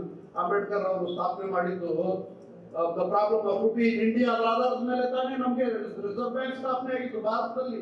ಮತ್ತೆ ಆ ದಿನನ ಏಪ್ರಿಲ್ 1 ಮೂರ್ಖರ ದಿನ ಅಂತ ಕರೆಯಕ್ ಸಾಧ್ಯನಾ? ಅದು ಬುದ್ಧಿವಂತಿಕೆಯ ದಿನ, ಜ್ಞಾನದ ಎತ್ತರದ ದಿನ. ಯಾಕಂದ್ರೆ ₹1 ನಮ್ಮಲ್ಲಿ ಓಡಾಡ್ತಾ ಇದೆ ಅಂತಂದ್ರು ಅದಕ್ಕೆ ಅಂಬೇಡ್ಕರ್ ಕಾರಣ ಆಗ್ತಾರೆ, ಹೌದಾನೆ? ಹಾಗೆ ಬಾಬು ಜಗಜೀವನ್ ರಾಮ್ ಅವರು ಕೃಷಿ ಉತ್ಪನ್ನಗಳನ್ನ ಜಾಸ್ತಿ ಮಾಡ್ತಾ, ನಮ್ಗೆ ಹಣಕಾಸು ಚಲಾವಣೆ ಆಗಂಗ್ ಮಾಡ್ತಾ ಸುಭದ್ರ ಆರ್ಥಿಕತೆಯನ್ನ ಕಟ್ತಾರೆ. ಸಂವಿಧಾನ ರೂಪಿಸುವಾಗಲೂ ಅಷ್ಟೇನೆ ಸಲಹಾ ಮಂಡಳಿಯ ಸದಸ್ಯರಾಗಿದ್ದು ರಿಸರ್ವೇಶನ್ ತರಬೇಕಾದಾಗ್ಲೂ ಕೊಡ್ಬೇಕಾದಾಗ್ಲೂ ಅಷ್ಟೇನೆ ಅಂಬೇಡ್ಕರ್ ಅವರ ಜೊತೆಗಿದ್ದು ಹೇಗೆ ರಿಸರ್ವೇಶನ್ ಇಂಪ್ಲಿಮೆಂಟ್ ಮಾಡಬೇಕು, ಸೈಮನ್ ಕಮಿಷನ್ ಬಂದಿತ್ತಲ್ಲ 1919 ಆ ಇದರಿಂದಲೂ ಚರ್ಚೆ ಮಾಡ್ತಾ ರಿಸರ್ವೇಶನ್ ಕೂಡ, ಮತ್ತೆ ಯುದ್ಧದಲ್ಲಿ ರಿಸರ್ವೇಶನ್ ಏನೋ ರಿಸರ್ವೇಶನ್ ಅಂತೀವಿ, ಯುದ್ಧದಲ್ಲಿ ಈ ನೌಕರರಿಗೆ ಪಿಂಚಣಿ ಕೊಡುವಂತದ್ದು, ಯುದ್ಧದಲ್ಲಿ ಪಾಲ್ಗೊಂಡಂತವ್ರಿಗೆ, ಸೈನಿಕರಿಗೆ, ರಕ್ಷಣಾ ಸಚಿವರಾಗಿದ್ರು. ಹೀಗೆ ಎಮರ್ಜೆನ್ಸಿಗೆ ಅವರು ಸಹಿ ಹಾಕಿರ್ತಾರೆ ಪರವಾಗಿ. ಆಮೇಲೆ 2 ವರ್ಷ ಕಾಲ ಎಮರ್ಜೆನ್ಸಿ ಇರುತ್ತೆ 1977. ಆವಾಗ ಅರ್ಥ ಆಗುತ್ತೆ ಬಾಬು ಜಗಜೀವನ್ ರಾಮ್ ಅವ್ರಿಗೆ ಇದೊಂಥರ what Gandhi and Ambedkar have done to the untouchables ಅಂತ ಅಂಬೇಡ್ಕರ್ ಬರೀತಾರಲ್ಲ, ಏನು ಕಾಂಗ್ರೆಸ್ ಗಾಂಧಿ ಅಸ್ಪೃಶ್ಯರಿಗೆ ಮಾಡಿರೋದೇನು ಅಂತ. ಹಾಗೆ ಇವ್ರಿಗೆ ಅನ್ಸುತ್ತೆ ಈ ಸರ್ಕಾರದಲ್ಲಿ ಎಮರ್ಜೆನ್ಸಿ ಜಾರಿಗೊಳಿಸಿದ್ರೆ ಜನವಿರೋಧಿಯಾಗಿ ನಡ್ಕೊಂಡಿದ್ರೆ ನಾನು ಇರೋದು ಬೇಡ ಅಂತ ಅನಿಸಿ ರಾಜೀನಾಮೆ ಕೊಟ್ಬಿಡ್ತಾರೆ ಕಾಂಗ್ರೆಸ್. ಅತ್ಯಂತ ದೀರ್ಘಕಾಲ ಸೋಲಿಲ್ಲದ ಸರ್ಕಾರ ಆಯ್ತಾ. ಯಾರು ಬಾಬುಜಿ ರಾಜೀನಾಮೆ ಕೊಟ್ಬಿಟ್ಟು ಜಯಪ್ರಕಾಶ್ ನಾರಾಯಣ್ ಅದಾಗ್ತಾನೆ ಜನತಾ ಪಕ್ಷ ಪ್ರಾರಂಭ ಮಾಡಿರ್ತಾರೆ. ಆ ಜನತಾ ಪಕ್ಷ ಹೋಗಿ ಸೇರ್ತಿರ್ತಾರೆ. 10 ದಿನಗಳಾಗಿರುತ್ತೆ ಜನತಾ ಪಕ್ಷ ಸ್ಟಾರ್ಟ್ ಮಾಡಿ. ಅಲ್ಲಿ ಕಲ್ಕತ್ತಾದಲ್ಲಿ ದೊಡ್ಡ ಸಮಾವೇಶ, ಸಾವಿರಾರು ಜನ ಸಮಾವೇಶದಲ್ಲಿ ಪಾಲ್ಗೊಳ್ಳೋರು ಇರ್ತಾರೆ. ಬಾಬು ಜಗಜೀವನ್ ರಾಮ್ ಅವರ ಕೇಂದ್ರ ಆಕರ್ಷಕ ವ್ಯಕ್ತಿ. 10 ದಿನಕ್ಕೆ ಅಷ್ಟೊಂದು ಜನ ಸೆಳೆದಿದ್ದಾರೆ. ಇಂದಿರಾ ಗಾಂಧಿ ಅವರು ಯೋಚನೆ ಮಾಡಿದ್ರು, ಬಾಬು ಜಗಜೀವನ್ ರಾಮ್ ಅವ್ರನ್ನ ಯಾವ ತರ ನಾವು ಲಗಾನ್ ಹಾಕ್ಬೇಕು. ಕಾಂಗ್ರೆಸ್ ಇಲ್ಲಿವರೆಗೂ ಆಡಳಿತ ಮಾಡ್ಕೊಂಡು ಬರ್ತಾ ಇದೆ, ಇಲ್ಲ ಬೇರೆ ಪಕ್ಷ ಬಂದ್ಬಿಟ್ರೆ, ಕಾಂಗ್ರೆಸ್ ಇತರ ಪಕ್ಷ ಬಂದ್ರೆ ಹೆಂಗ್ ಮಾಡ್ಬೇಕು ಅಂತ ಯೋಚನೆ ಮಾಡ್ತಾ ಆ ಕಡೆ ಸಮಾವೇಶಕ್ಕೆ ಹೋಗ್ಬಾರ್ದು ಜನ ಅಂತ ಹೇಳಿ ಆಗ ರಾಷ್ಟ್ರೀಯ ಸುದ್ದಿವಾಹಿನಿ ಒಂದೇ ಒಂದು ದೂರದರ್ಶನ DD1 ಅಂತ ಅದರಲ್ಲಿ ಬಾಬಿ ಅಂತ ಒಂದು ಜನಪ್ರಿಯ ಸಿನಿಮಾ ಬಂದಿರುತ್ತೆ. ಆ ಬಾಬಿ ಸಿನಿಮಾನ ನೀವು ಪ್ರದರ್ಶನ ಮಾಡ್ರಿ, ಅಲ್ಲಿಗೆ ಜಗಜೀವನ್ ರಾಮ್ ಅವರ ಭಾಷಣ ಕೇಳಕ್ಕೆ ಯಾರು ಹೋಗಲ್ಲ ಅಂತ ಬಾಬಿ ಸಿನಿಮಾನ ಪ್ರದರ್ಶನ ಮಾಡಕ್ ಆಗ್ಬಿಡ್ತಾರೆ ದೂರದರ್ಶನದಲ್ಲಿ. ಆಗ ದೂರದರ್ಶನದಕ್ಕೆ ಜನ ಎಲ್ಲಿ ಕೂತ್ಕೊಳ್ಳಕ್ ಹೋಗಲ್ಲ, ನೋಡಿದ್ರೆ ಕಡಿಮೆ ಜನನೇ. ಎಲ್ಲ ಬಾಬು ಜಗಜೀವನ್ ರಾಮ್ ಅವರ ಭಾಷಣ ಕೇಳೋದಕ್ಕೆ ಬರ್ತಾರೆ. ಮೊಟ್ಟ ಮೊದಲು ಕಾಂಗ್ರೆಸ್ ಸರ್ಕಾರ ಬರೋದಕ್ಕೆ ಕಾರಣರಾಗ್ತಾರೆ ಬಾಬು ಜಗಜೀವನ್ ರಾಮ್. ಬಾಬು ಜಗಜೀವನ್ ರಾಮ್ ಉಪಪ್ರಧಾನಿ ಮಾತ್ರ ಆಗ್ತಾರೆ, ಪ್ರಧಾನಿ ಆಗಲ್ಲ. ಯಾಕಂದ್ರೆ ಇಂದಿರಾ ಗಾಂಧಿ ಮತ್ತೆ ನೀಲಂ ಸಂಜೀವ್ ರೆಡ್ಡಿ ಮತ್ತು ಈ ಜನಸಂಘದ ಇವರಿಗೆಲ್ಲ ಮೊರಾರ್ಜಿ ದೇಸಾಯಿ ಅವರು ಬೇಕಾಗಿದ್ರು. ಮೊರಾರ್ಜಿ ದೇಸಾಯಿ ಯಾಕೆ ಬೇಕಾಗಿದ್ರು ಅಂದ್ರೆ ಅವ್ರಿಗೆ ಈ ರಾಷ್ಟ್ರೀಯತಾವಾದದ ಕಡೆಗೆ ಹೆಚ್ಚು ಒಲವು, ಬ್ರಾಹ್ಮಣಶಾಹಿಗಳ ಕಡೆಗೆ ಮೊರಾರ್ಜಿ ದೇಸಾಯಿ ಅವರ ಹೆಚ್ಚು ಒಲವು. ಈ ಬಾಬು ಜಗಜೀವನ್ ರಾಮ್ ಇವ್ರನ್ನೆಲ್ಲ ಟೀಕೆ ಮಾಡಿರ್ತಾರೆ ಜನಸಂಘದವ್ರನ್ನ. ಇವತ್ತು RSS ಅಂತ ಏನ್ ಹೇಳ್ತೀವಿ ಅವ್ರನ್ನೆಲ್ಲ ಬಾಬು ಜಗಜೀವನ್ ರಾಮ್ ಆ ಕಾಲಕ್ಕೆ ಎದುರಾಕೊಂಡಿರ್ತಾರೆ. ಮತ್ತು ಇಂಥವ್ರು ಪ್ರಧಾನಿ ಆದ ಬೇಡ ಅಂತ ಒಂದು ತಂತ್ರಗಾರಿಕೆ ಮಾಡಿ ಆಯ್ತಾ ಮೊರಾರ್ಜಿ ದೇಸಾಯಿ ಅವ್ರನ್ನ ತರ್ತಾರೆ. ಇವತ್ತು ಬಾಬು ಜಗಜೀವನ್ ರಾಮ್ ಪ್ರಧಾನಿ ಆದ ಕಾರಣ ಇಂಥೊಬ್ಬ ಜ್ಞಾನಿ, ಇಂಥೊಬ್ಬ ಮೇರು ವ್ಯಕ್ತಿತ್ವ ಏನು ಹೇಗೆ ಅಸ್ಪೃಶ್ಯತೆಯನ್ನ ಅಧ್ಯಾತ್ಮದ ಒಂದು ದಾರಿಯಲ್ಲಿ ನಾವು ತೊಡೆದು ಹಾಕಬೇಕು ಅಂತ ಹೇಳಿ ಚಿಂತನೆ ಮಾಡಿದಂತಹ ಒಬ್ಬ ಚಿಂತಕ ಮತ್ತು ಹಿಂದೂ ಧರ್ಮ ಸುಧಾರಣೆ ಆಗ್ಬೇಕು ಅಂತ ಬಯಸಿದಂತ ಒಬ್ಬ ಲೋಕನಾಯಕ ಜಯಪ್ರಕಾಶ್ ನಾರಾಯಣ ಅವರ ಜನತಾ ಪಕ್ಷದಲ್ಲಿ ಸೇರ್ಕೊಂಡಿದ್ವಿ. ಆದ್ರೆ ಸ್ವಾತಂತ್ರ್ಯ ಪೂರ್ವದಿಂದ ಹಿಡಿದು ಸ್ವಾತಂತ್ರ್ಯ ನಂತರದ ಕಾಲಘಟ್ಟದಲ್ಲೂ ಕೂಡ ಸೋಲದೆ ಇರುವಂತಹ ಒಂದು ಚೆರಿಸ್ಮ್ಯಾಟಿಕ್ ಪರ್ಸನಾಲಿಟಿಯನ್ನ, ಒಂದು ಪೊಲಿಟಿಕಲ್ ಚೆರಿಸ್ಮ್ಯಾಟಿಕ್ ಪರ್ಸನಾಲಿಟಿಯನ್ನ ಉಳಿಸ್ಕೊಂಡಿದ್ದು ಬಾಬು ಜಗಜೀವನ್ ರಾಮ್ ಅವರು. ಅಂಬೇಡ್ಕರ್ ಅವರ ಜೊತೆಗೆ ನಿಷ್ಠವರ್ತಿಯಾಗಿರ್ತಾರೆ. ಅಂಬೇಡ್ಕರ್ ಯಾವತ್ತಿಗೂ ಅಣ್ಣ ಹಿರಿಯರು. ತಾನೆ ಅಂಬೇಡ್ಕರ್ ಹುಟ್ಟಿದ್ದು 1901, ಬಾಬು ಜಗಜೀವನ್ ರಾಮ್ ಅವರು 1891 ಅಂಬೇಡ್ಕರ್ ಹುಟ್ಟಿದ್ದು, ಬಾಬು ಜಗಜೀವನ್ ರಾಮ್ ಹುಟ್ಟಿದ್ದು 1908. ಇಷ್ಟೊಂದು 1891 ಅಂಬೇಡ್ಕರ್ ಹುಟ್ಟಿರೋದು. ಅಂದ್ರೆ ಅಂಬೇಡ್ಕರ್ ಎಲ್ಲದರಲ್ಲೂ ಹಿರಿಯ. ನಮ್ಮ ಭಾರತ ದೇಶಕ್ಕೂ ಅಂಬೇಡ್ಕರೇ ಹಿರಿಯರು, ಬಾಬು ಜಗಜೀವನ್ ರಾಮ್ಗೂ ಕೂಡ ಅವರೇ ಹಿರಿಯರು. ಹಂಗಾಗಿ ಅಂತ ಹಿರಿತನವನ್ನ ನಾವು ಗೌರವಿಸಬೇಕಾಗಿದೆ. ಕಿರಿಯರಲ್ಲಿ ಇರುವ ಹಿರಿತನವನ್ನೇ ಗೌರವಿಸಬೇಕು. ಯಾಕಪ್ಪ ಅಂದ್ರೆ ಕಿರಿಯಾನುವ ಮೂಲಕವನ್ನೇ ಹಿರಿಯರಾದಂಥವರು ಬಸವಣ್ಣನವರು. ಬಸವಣ್ಣವರು ಏನ್ ಹೇಳಿದ್ರು? ನನಗಿಂತ ಕಿರಿಯರಿಲ್ಲ, ಶಿವಶರಣರಿಗಿಂತ ಹಿರಿಯರಿಲ್ಲ ಅಂತ ತಾನು ಕಿರಿಯ ಅಂತ ಹೇಳಿಕೊಳ್ತಾನೆ. ಅಪ್ಪನು ನಮ್ಮ ಮಾದಾರ ಚೆನ್ನಯ್ಯ, ಒಪ್ಪನು ನಮ್ಮ ಡೋಸರ ಕಕ್ಕಯ್ಯ. ಆ ಕುಲವೆಂದಾದರೂ ಆರಾದರೂ ಬೆಸಗೊಂಡಡೆ ಮಾದಾರ ಚೆನ್ನಯ್ಯನ ಕುಲವೆಂದಿರಯ್ಯ, ಡೋಸರ ಕಕ್ಕಯ್ಯನ ಕುಲವೆಂದಿರಯ್ಯ ಅಂತ ಆ ಕುಲವೆಂದು ಒಡೆದಾಡದಿರಿ, ಕುಲದ ನೆಲೆಯನ್ನೇನಾದರೂ ಬಂದಿಲ್ಲ, ಜಲವೇ ಸಕಲ ಕುಲಕ್ಕೆ ತಾಯಲ್ವ ಅಂತ ಹೇಳಿಕೊಟ್ಟವರು ನಮ್ಮ ಕವಿ ಸಂತ ಕನಕದಾಸ. ಕುಲದ ವ್ಯಸನವನ್ನು ನೀಗುವ, ತೆಲುಗಿನಲ್ಲಿ ಅದು ಕುಲಕಚ್ಚಿ ಅಂತ ಕರೀತಾವರು. ಅಂತ ರೋಗವನ್ನ ನಿವಾರಿಸುವ ಚಿಂತನೆಗಳನ್ನ ಗರ್ಭೀಕರಿಸಿಕೊಂಡಿರುವ ಇಂಥ ಮಹಾತ್ಮರ ಚಿಂತನೆಗಳನ್ನ ಕುರಿತು ಕೆಲವಾರು ಮಾತುಗಳನ್ನ ನಿಮ್ಮ ಜೊತೆಗೆ ಆಡ್ಕೊಳ್ತಿದ್ದು, ನಾನು ಹಂಚಿಕೊಂಡಿದ್ದು ನನ್ನ ಒಂದು ಸಂತೋಷ, ಹೆಮ್ಮೆ ಆಗ್ತಾ ಇದೆ. ಇಂಥ ವಿಶ್ವವಿದ್ಯಾಲಯದಲ್ಲಿ ಬಂದು ನಿಮ್ಮೆಲ್ಲರ ಪ್ರಾಧ್ಯಾಪಕರ ಮತ್ತು ಅತ್ಯಂತ ತೀಕ್ಷ್ಣವಾಗಿ ಆಲೋಚನೆ ಮಾಡಿಕೊಳ್ಳಬಲ್ಲಂತಹ ವಿದ್ಯಾರ್ಥಿನಿಯರ ಎದುರುಗಡೆ, ಸಂಶೋಧನಾರ್ಥಿಗಳ ಎದುರುಗಡೆಗೆ ನಾನು ಮಾತಾಡ್ತಾ ಇರೋದು ಹೆಮ್ಮೆ. ಎಲ್ಲರಿಗೂ ನಮೋ ಬುದ್ಧಾಯ, ಶರಣು ಶರಣಾರ್ಥಿ, ಜೈ ಭೀಮ್. ಎಲ್ಲರಿಗೂ ನಮಸ್ಕಾರಗಳು. ಗುಲ್ಬರ್ಗಾ ವಿಶ್ವವಿದ್ಯಾಲಯ ಕಲಬುರಗಿ ಡಾಕ್ಟರ್ ಬಾಬು ಜಗಜೀವನ್ ರಾಮ್ ಅಧ್ಯಯನ ಸಂಶೋಧನಾ ಹಾಗೂ ವಿಸ್ತರಣಾ ಸಂಸ್ಥೆಯ ವತಿಯಿಂದ ಏರ್ಪಡಿಸಿರುವ ಡಾಕ್ಟರ್ ಬಾಬು ಜಗಜೀವನ್ ರಾಮ್ ಅವರ 118ನೇ ಜಯಂತ್ಯೋತ್ಸವದ ಈ ಕಾರ್ಯಕ್ರಮದಲ್ಲಿ ಉಪಸ್ಥಿತರಿರುವ ನಮಗೂ ಎಲ್ಲರಿಗೂ ವಿಶ್ವವಿದ್ಯಾಲಯದ ಕುಲಪತಿಯಾಗಿ ಈ ಕಾರ್ಯಕ್ರಮಕ್ಕೆ ಅತ್ಯಂತ ಸಂತೋಷದಿಂದ ಆಹ್ವಾನಿಸುತ್ತಾ, ಈ ಕಾರ್ಯಕ್ರಮದಲ್ಲಿ ಇಷ್ಟು ತನಕ ನಮ್ಮನ್ನು ಉದ್ದೇಶಿಸಿ ಡಾಕ್ಟರ್ ಬಾಬು ಜಗಜೀವನ್ ರಾಮ್ ಅವರು ಮತ್ತು ಡಾಕ್ಟರ್ ಅಂಬೇಡ್ಕರ್ ಅವರ ಕೊಡುಗೆಯನ್ನು ತುಲನಾತ್ಮಕವಾಗಿ ವಿಸ್ತಾರವಾಗಿ ಸಾಹಿತ್ಯದ ಒಂದು ಹಿನ್ನೆಲೆಯಲ್ಲಿ ಉದ್ದೇಶಿಸಿ ಮಾತನಾಡಿದ ಮುಖ್ಯ ಅತಿಥಿಗಳಾದಂಥ ಡಾಕ್ಟರ್ ವಡ್ಡಿಗೇರಿ ನಾಗರಾಜ ಅವರೇ ಖ್ಯಾತ ಕವಿಗಳು, ಸಂಶೋಧಕರು ಹಾಗೂ ಸಾಮಾಜಿಕ ಕಾರ್ಯಕರ್ತರು ಬೆಂಗಳೂರವರೇ, ಈ ಸಮಾರಂಭದಲ್ಲಿ ಗೌರವಾನ್ವಿತ ಅತಿಥಿಗಳಾಗಿ ಆಗಮಿಸಿರುವ ಡಾಕ್ಟರ್ ಶ್ರೀದೇವಿ ಕಟ್ಟಿಮನಿ ಮೇಡಮ್ ಅವರೇ, ಮಾನ್ಯ ಸಿಂಡಿಕೇಟ್ ಸದಸ್ಯರು ಹಾಗೂ ಪ್ರೊಫೆಸರ್ ಸಿ ಸುಲೋಚನಾ ಮೇಡಮ್ ಅವರು, ಅಕಾಡೆಮಿಕ್ ಕೌನ್ಸಿಲ್ ಮತ್ತು dean faculty of science madam ಅವರೇ,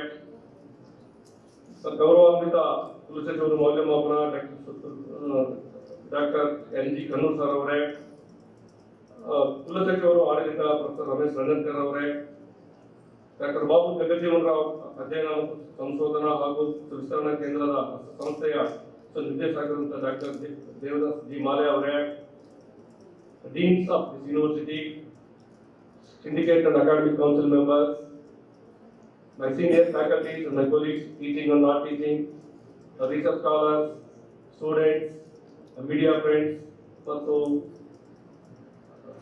ಬೇರೆ ವಿಭಾಗಗಳಿಂದ ಪಟ್ಟಣದಿಂದ ಬಂದಂತ ಎಲ್ಲ ಅತಿಥಿಗಳಿಗೆ ಈ ಒಂದು ಸಮಾರಂಭಕ್ಕೆ ತಾವು ಬಂದು ಈ ಸಮಾರಂಭವನ್ನು ಯಶಸ್ವಿ ಮಾಡಲು ಕಾರಣಭೂತರಾದ ನಿಮಗೆ ಮತ್ತೊಮ್ಮೆ ನಿಮಗೆ ಧನ್ಯವಾದಗಳನ್ನು ಅರ್ಪಿಸುವ ಜೊತೆಗೆ ಇಲ್ಲಿ ತನಕ ಪ್ರಾಸ್ತಾವಿಕ ಭಾಷೆಯಲ್ಲಿ ಡಾಕ್ಟರ್ ದೇವದಾಸ್ ಮಾಲೆ ಅವರು ಈ ಒಂದು ಸಂಸ್ಥೆಯ ಒಂದು ಬೆಳವಣಿಗೆಗೆ ವಿಶ್ವವಿದ್ಯಾಲಯದ ಸಹಾಯ ಸಹಕಾರವನ್ನು ಕೋರಿದ್ದಾರೆ.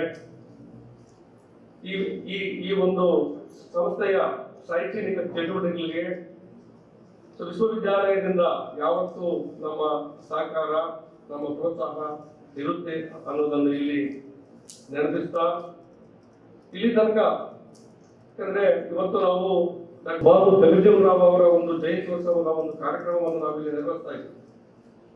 ಅದರ ಹಿನ್ನೆಲೆ ನಮಗೆಲ್ಲರಿಗೂ ಗೊತ್ತಿದೆ.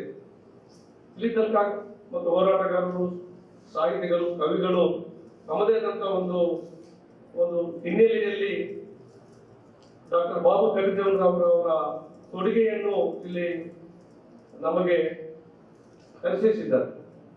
ಯಾಕಂದ್ರೆ ಇವತ್ತು ನಾವು ಡಾಕ್ಟರ್ ಬಾಬು ಜಗಜೀವನ್ ರಾವ್ ಅವರ ಒಂದು ಜಯಂತಿಯನ್ನು ಯಾವ ಉದ್ದೇಶಕ್ಕೆ ನಾವು ನಡೆಸ್ತಾ ಇದ್ವಿ, ಅದರ ಉದ್ದೇಶ ಏನಿದೆ ಅನ್ನೋದನ್ನು ನಾವೆಲ್ಲರೂ ಇವತ್ತಿಗೆ ಅರ್ಥ ಮಾಡ್ಕೋಬೇಕಾಗಿದೆ. ಇದು ಸರ್ಕಾರದ ಕಾರ್ಯಕ್ರಮವಾಗಿ ಇಡೀ ರಾಜ್ಯದಲ್ಲಿ, ಇಡೀ ದೇಶದಲ್ಲಿ ನಾವು ಈ ಕಾರ್ಯಕ್ರಮವನ್ನು ನಾವು ನೆರವೇರಿಸ್ತಾ ಇದ್ದೀವಿ.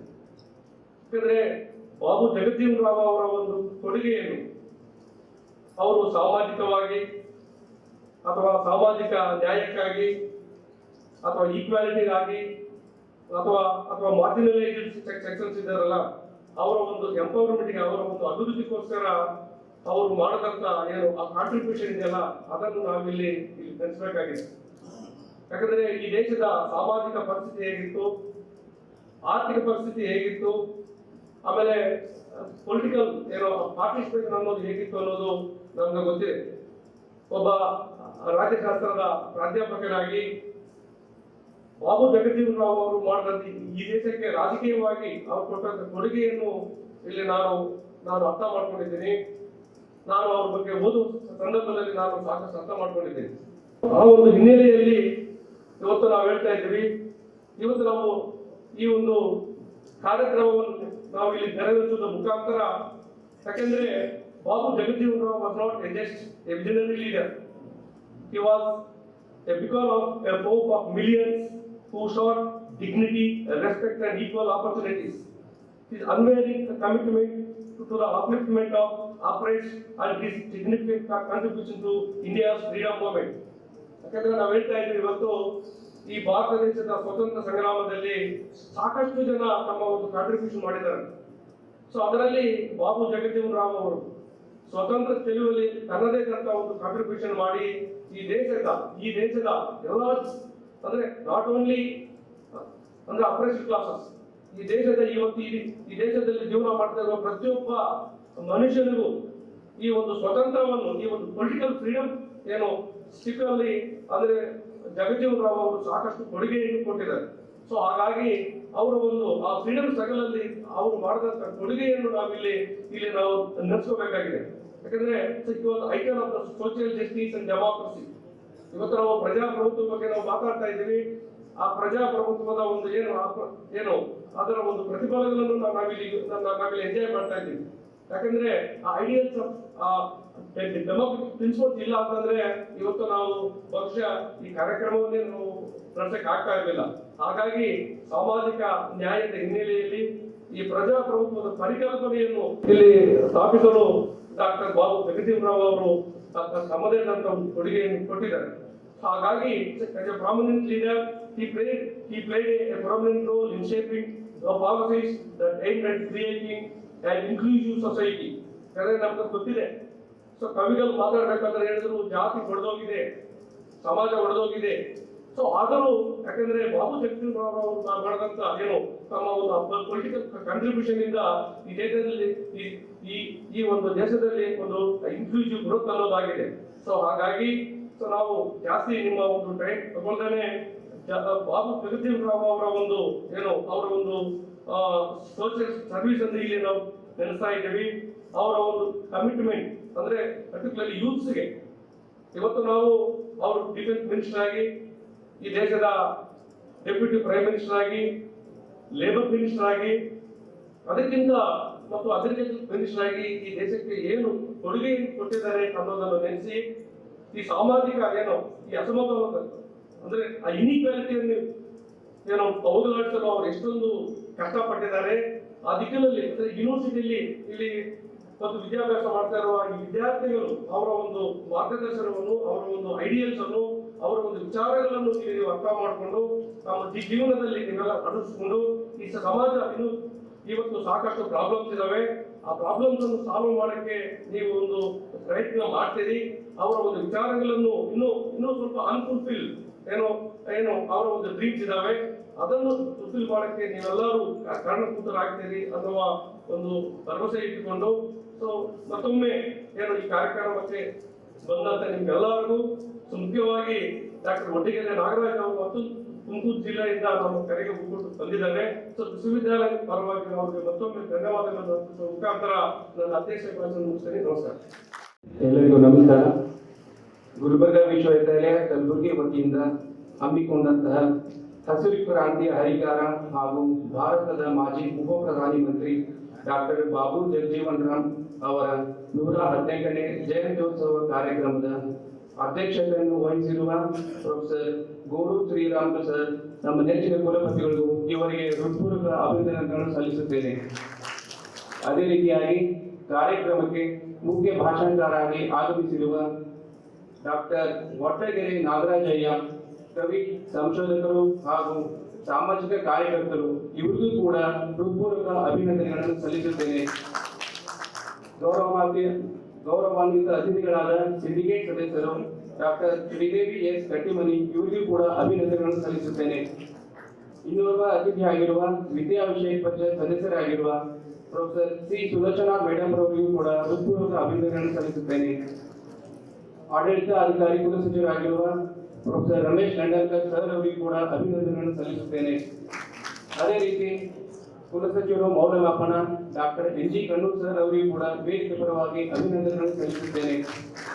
ಅತ್ಯಲ್ಪ ಸಮಯದಲ್ಲಿ ಬಹಳ ಅಚ್ಚುಕಟ್ಟಾಗಿ ಕಾರ್ಯಕ್ರಮವನ್ನು ಏರ್ಪಡಿಸಿರುವ ಡಾಕ್ಟರ್ ಬಾಬು ಜಗಜೀವನರಾಮ್ ಅಧ್ಯಯನ, ಸಂಶೋಧನಾ ಹಾಗೂ ವಿಸ್ತರಣಾ ಸಂಸ್ಥೆ ನಿರ್ದೇಶಕರಾದ ಡಾಕ್ಟರ್ ದೇವಿದಾಸ್ ಜಿ ಮಾಲೇಶ್ ಅವರಿಗೂ ಕೂಡ ಹೃತ್ಪೂರ್ವಕ ಅಭಿನಂದನೆಗಳನ್ನು ಸಲ್ಲಿಸುತ್ತೇನೆ. ಅದೇ ರೀತಿಯಾಗಿ ವಿಶ್ವವಿದ್ಯಾಲಯದ ಎಲ್ಲ ಸಿಂಡಿಕೇಟ್ ಸದಸ್ಯರು, ವಿದ್ಯಾ ವಿಷಯ ಪರಿಷತ್ ಸದಸ್ಯರು, ಡೀನರ್ಗಳು, ವಿಭಾಗದ ಮುಖ್ಯಸ್ಥರುಗಳು, ಎಲ್ಲ ಶಿಕ್ಷಕೇತರ ನೌಕರರು, ವಿದ್ಯಾರ್ಥಿಗಳು, ಸಂಶೋಧಕರು ಎಲ್ಲರಿಗೂ ಕೂಡ ಕಾರ್ಯಕ್ರಮದ ಆಗಮಿಸಿ ಶೋಭೆಯನ್ನು ಹೆಚ್ಚಿಸುವುದಾಗಿ ಅಭಿನಂದನೆಗಳನ್ನು ಸಲ್ಲಿಸಿ ಈ ಕಾರ್ಯಕ್ರಮವನ್ನು ಇಲ್ಲಿಗೆ ಮುಕ್ತಾಯಗೊಳಿಸುತ್ತೇನೆ. ಧನ್ಯವಾದಗಳು.